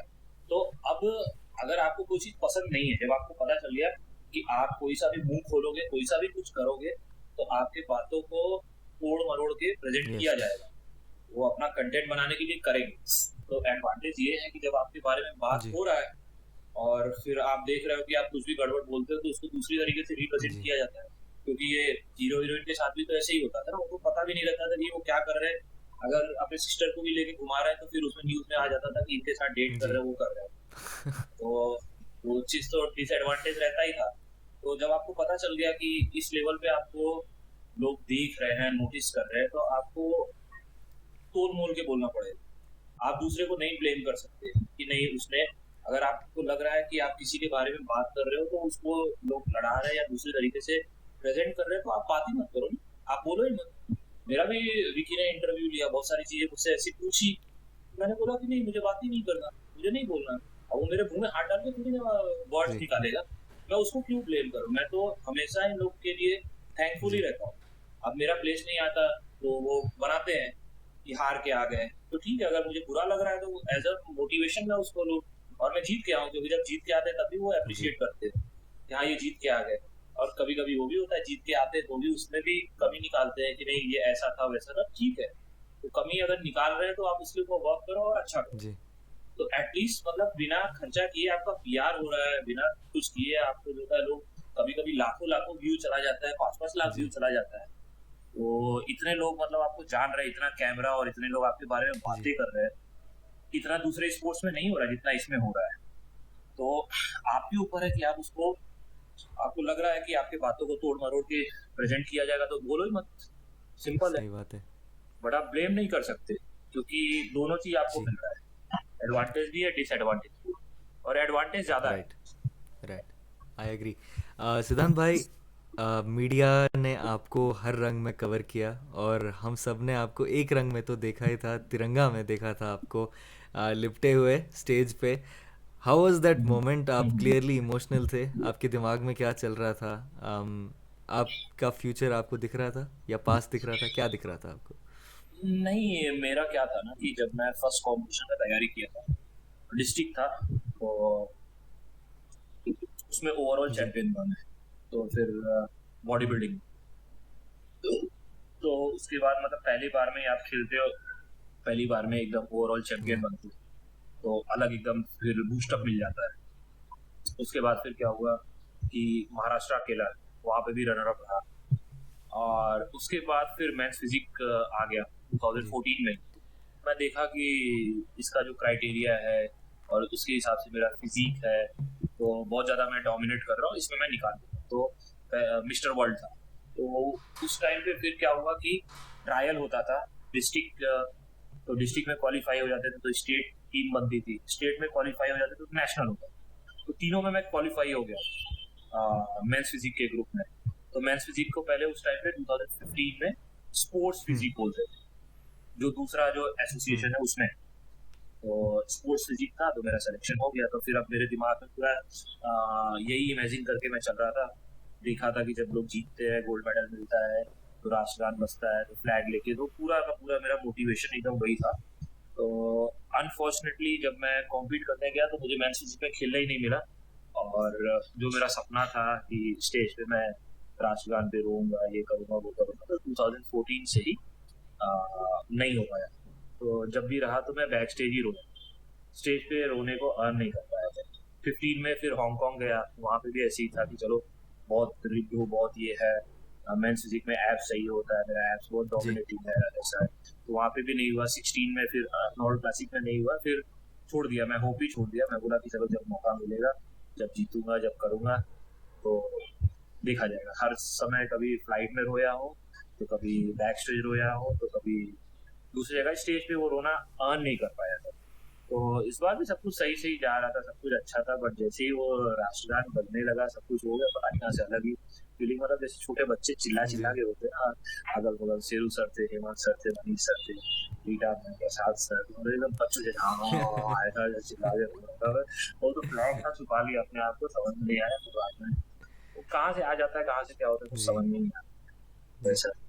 अभी भी वो वीडियो देखता हूँ तो एकदम रोंगटे खड़े वो हो हो जाते जाता है। हैं। हाँ हाँ आई कैन सी आप अभी स्माइल कर रहे हो। मैं आपसे ये पूछना चाह रहा हूँ कि बहुत सारे लोग बोलते हैं, स्पेशली आईएफबीबी में, एनपीसी आईएफबीबी में, इसमें कहीं देश का लेना देना कुछ नहीं है, ये एक इंडिविजुअल स्पोर्ट है, इसमें देश का लेना देना कुछ नहीं है। मेरा इसमें ये कहना है कि जब एक एथलीट लोकल शोज़ में इंडिया के अंदर या पाकिस्तान के अंदर या कोई भी देसी कंट्री के अंदर compete करना चालू करता है, लोकल शोज़ में वो एस्पेक्ट है एक कंट्री का, एक कंट्री के लिए आप खेल रहे हो या कंट्री के थ्रू आप जा रहे हो आगे नेशनल लेवल पे, तो वहाँ से जब एथलीट की माइंडसेट बन जाती है कि स्पोर्ट के साथ एक नेशनलिज्म जुड़ जाना, वो चीज़ कहीं ना कहीं आईएफबीबी के अंदर आके फिर भी वो एथलीट के दिमाग में रहती है कहीं ना कहीं, कि जब मैं स्टेज पे हूँ और मैं कुछ जी रहती है यार। वो लोग कितना भी बोले, कितना भी वो करे, बिग रैपी जी देखो जीता, फ्लैग लेके अपना आया, अपने कंट्री में आया, नाम यस तो होता ही है। ऐसा नहीं है, वो लोग कभी कभी वैसे करते, इवन वो लोग खुद जो होता है वो फीलिंग है यार, वो आप नहीं अलग कर सकते। आप कितना भी बोलो प्राइवेट शो कर रहे, कितना भी ये कर रहे, कितना आप प्राइवेट कंपनी में काम भी करते हो, फिर भी आप अपने स्टेट का नाम करेक्ट लेते हो कि हाँ मैं ये स्टेट से आया हूँ, हाँ मेरा ये लैंग्वेज है, हाँ मेरा ये है, मेरा वो फीलिंग जी रहती है। इमोशन हर किसी के अंदर रहता है। अब यूएस वाले यूएस ही लिखते हैं, नाम तो पीछे लिख के आता ही है ना, प्राइवेट शो है जी या जो भी है। वो उसमें ये नहीं लिख के आता कि IFBB प्रो लीग। अभी भी जब लिस्ट जी निकलता है तो ब्राजीलियन जो रहेंगे, वो ब्राजील की पब्लिक पूरी चालू हो जाती है कि आए this my ji guy. American American को लेके, पाकिस्तानी पाकिस्तानी को लेके, इंडियन इंडियन जी को लेके हो ही जाता है, होता ही जी है। वो फीलिंग है, वो आप कितना भी बोलो प्राइवेट शो है जो भी है, बट वो जी फीलिंग है। और वो फीलिंग से ही बहुत स्ट्रेंथ मिलता है, बहुत कुछ मिलता है। और बुराई क्या है सही उसमें? बात है, अग्रीड। नहीं बुराई बुराई क्या है? वो तो अच्छा लगता है ना। अब कहीं पे भी आप जाओ, मतलब चाहे लीगल काम हो, इलीगल काम हो, अगर कोई अच्छा परफॉर्म करता है तो फिर वो अपना बड़ाई बताता ही है कि हमारे लोग ऐसे ही रहते हैं, हम लोग होशियार ही रहते हैं, हम इंडियन ऐसे ही स्मार्ट रहते हैं, हम ऑस्ट्रेलियन ऐसे ही रहते हैं, तो वो तो जी बोलते ही है। जी नहीं, बस ये माइंडसेट समझने के लिए मैं आपसे पूछना चाह रहा था, क्योंकि बहुत लोगों का ये भी मानना है कि ये हम्म। इंडिविजुअल स्पोर्ट है, इसमें कहीं है जी प्राइवेट शो है, ठीक है, क्रिकेट भी प्राइवेट है, बहुत सारे शो है जी सब प्राइवेट है। बट वो कहीं ना कहीं अटैचमेंट वो आ ही जाता है। वो जैसे जैसे अब चाहे उसको डिवाइड आप बोलो है या यूनाइट है या जो भी है, बट वो है तो है। जी अब कितना भी मैं यहाँ पे रह के वो करता हूँ, बट फिर भी लोग बोलते हैं नहीं यार बनारस का नाम तुमने रोशन जी कर दिया। मैं बोलता हूँ नहीं, बनारस का नहीं, मैं तो पूरे इंडिया का नाम सही रोशन बात किया। बट जो बनारस वाले रहते हैं वो अलग। अब जो जैसे मैं जायसवाल हूँ, तो जायसवाल कास्ट वाले बोलेंगे नहीं, जायसवाल का कोई बंदा जी इसने ऐसा किया, पहली बार किसी ने ये किया होता है, वो तो आ ही जाता है। वो जी फीलिंग है, वो अच्छा फील गुड होता है, अच्छा लगता है, उसमें कोई बुराई नहीं।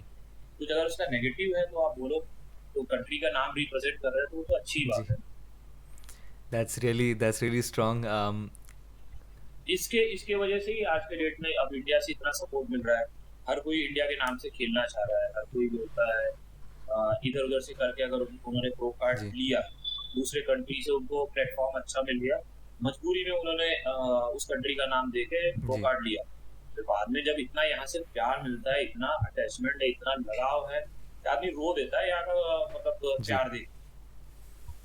भुवन भाई आए थे, खेले यहाँ पे, उन्होंने बोला ना कि इतना कभी उनको शो मिला जी ही नहीं। तो आप भले से कितना भी प्राइवेट शो बोलो, बट आपको प्यार आ जाएगा, आपको लगेगा नहीं यार झाड़ में गया तो प्राइवेट नहीं, मैं अपने लोगों सही के लिए बात, खेलूंगा। वो अलग ही फीलिंग मतलब मिलने लगता है, तो वो चीज आप नहीं छोड़ राइट। सकते। भुवन भाई के बारे में आपने मेंशन किया, क्या लगा आपको? पहला एक्सपीरियंस था, वो स्टेज शेयर कर रहे हैं, ही इज़ एन ओलंपियन कि मल्टीपल टाइम गए हैं और आपने पहली बार उनको रियल लाइफ में देखा। आप as a coach, as an athlete, आपने जो ऑब्जर्वेशन की थी, आपको क्या लगा पहली बार उनके साथ compete करके? उनका एक स्लोगन है, लीव टू यस डोमिनेट। तो यहाँ पे डोमिनेट करना ही है, पूरा माइंडसेट वो जी करके आए। परफॉर्मेंस देख के, कॉन्फिडेंस देख के, एटीट्यूड देख के, और था ही बंदा कि हाँ वो लेने के लिए आया, करने के जी लिए आया। कंडीशनिंग में 19-20 हो सकता है, बट जो प्रेजेंटेशन था, जो बॉडी का फ्लो था, जो फुलनेस था, मतलब टोटली इम्प्रेस हो गया, मजा आ गया, मतलब दिल खुश हो गया। आपने उनसे बात की, कुछ इंटरेक्शन हुआ उनके साथ? हाँ हाँ, नहीं नहीं, मैं बात क्या करता बात की आपने उनके साथ? कोई ऐसी चीज़ था। जो आप हमारे साथ शेयर कर सकते हो, जो पहली चीज़ आपने बात की शो के बाद उनके साथ क्या था, या शो के दौरान? नहीं, मैंने तो उनसे ये भी पूछा, मैं बोला कि यार मुझे थोड़ा सा प्लेशिंग क्लोज का मुझे मजा नहीं आया, तो उन्होंने बोला कोई बात नहीं, जाके जजेस से पूछ लो, फीडबैक ले लो। बट मेरा ये रहता है कि पर्सनल, मुझे खुद हाँ, से रियलाइज है कि यस, क्या क्या क्या है। मुझे तो जब टॉप 10 टॉप 5 में आना है तो मैं उन्हीं लोग को देखता हूँ, बोलता हूँ कि नहीं यार अभी काम करना है, बात खत्म, चुपचाप से फीडबैक लेके अपना क्या वो करो। मुझे तो खुद दिख रहा है ना, आज इतना एडवांटेज है, सोशल मीडिया है, सब कुछ है, दिख जाता है कि बंदे का लेवल अभी ऐसा है, जी, चलो मेहनत करो, कोई जी, बात नहीं। वाह, अमेजिंग। सिद्धांत भाई, हम अभी जैसे जैसे सुनीत जी, भाई का ही था, तो एंड ऑफ द डे गोल तो सबका वही है ना कि ओलंपिया बनना है, या फर्स्ट स्टेप ये है कि ओलंपिया क्वालिफाई करते तो टॉप 10 में टॉप जी, 5 में। तो अगर सुनीत भाई अगर अभी यहाँ पे जीत जी, भी जाते तो एक्चुअल में वो देखेंगे कि शॉन फ्लोरिडा जी, है या दूसरे जो ओलंपियन है 2-on-2 जी, खेल रहे हैं, तो उनके साथ अभी कॉम्पीट करने में थोड़ा सा 1-2 साल और समय जाएगा। ठीक है, पॉजिटिव रहिए और मेहनत करके फिर लेवल अप करें। और जब एक बार पहली बार में ही जाके अगर उनके साथ अगल बगल में खड़े हो गए और उनको थोड़ा सा भी फाइट दे दिया तो सबसे बड़ा यस, अचीवमेंट है। पूरा इंडस्ट्री हिल जाएगा कि एक ही बार में कोई बंदा आया है जिसने यस, ऐसा वो किया। तो जो भी होता है वो अच्छे के जी, लिए होता है। तो अगर थोड़ा सा तकलीफ होता है, बस यही लगता है नहीं यार मिला होता है, चाहते करते, बट हर एक चीज के पीछे ना रीजन होता है, अच्छा रीजन होता है। चलो जो भी हुआ अच्छे के लिए हुआ। अब वो अगर 1 साल के बाद जाएंगे या 6 महीने के बाद जाएंगे तो और इम्प्रूव जी। होके जाएंगे, तो और अच्छी तरीके से डोमिनेट करेंगे, ठीक व्हाट है। अबाउट क्लासिक फिजिक, क्या आपको लगता है मनोज सारंगपानी को क्वालिफिकेशन मिल जानी चाहिए थी? वही मैं बोलूंगा ना कि उनके साथ भी वही क्वालिफिकेशन मिलता, जैसे अभी दुबई मसल शो खेला, दुबई प्रो शो जी, खेला उन्होंने, तो उसमें पीछे रह गए। तो ओलंपिया में भी जाएंगे तो ओलंपिया में भी वही रहता। तो अब उनके पास उनको टाइम मिल गया है, अब और वर्क करेंगे और लेवल अप करेंगे, क्योंकि सुनीत हो गया, मनोज भाई हो गए, सारे के सारे जी, भूखे लोग हैं। ऐसा नहीं है कि एक प्लेस नीचे होने के बाद फिर वो बैठ जाएंगे, डीमोटिवेट हो जाएंगे, उनका हंगर और बढ़ जाएगा। जब हंगर और बढ़ेगा और कंसिस्टेंट रहेंगे और परफॉर्म करेंगे और बड़े बड़े लोगों को जब टक्कर देंगे तो फिर हम लोग को देखने में और मजा जी, आएगा। तो जो भी होता है अच्छे के लिए होता वाह, है, ठीक है। अब उसको देख देख के उनका जान जलेगा और मेहनत करेंगे और पागल होंगे कि अब तो ऐसा इतना इतना डिफरेंट बना के आऊंगा ना कि इसके जैसे 10 आए कोई भी मेरे पास नहीं राइट, रहेगा, खड़ा नहीं राइट। रहेगा। सिद्धांत भाई, आप जब मेंस फिजिक को देखते हो, जब अपने आप को कंपेयर करने की बात आती है, कांस्टेंट कंपैरिजन, मेरे ओपिनियन में हर एथलीट को अपने अपने जो डिवीजन है उसमें टॉप 2 या टॉप 5 जो बंदे हैं उनसे कंपैरिजन करना चाहिए। इज एम आई राइट और रॉन्ग, लाइक ओवरऑल? नहीं, अपने आप से नहीं, कंपेरिजन आई करना एम टॉकिंग। चाहिए। आप लास्ट लास्ट टाइम कैसे थे, और क्योंकि आप दूसरे को नहीं रोक सकते, दूसरे से कंपेयर करके आपको कुछ होना भी नहीं।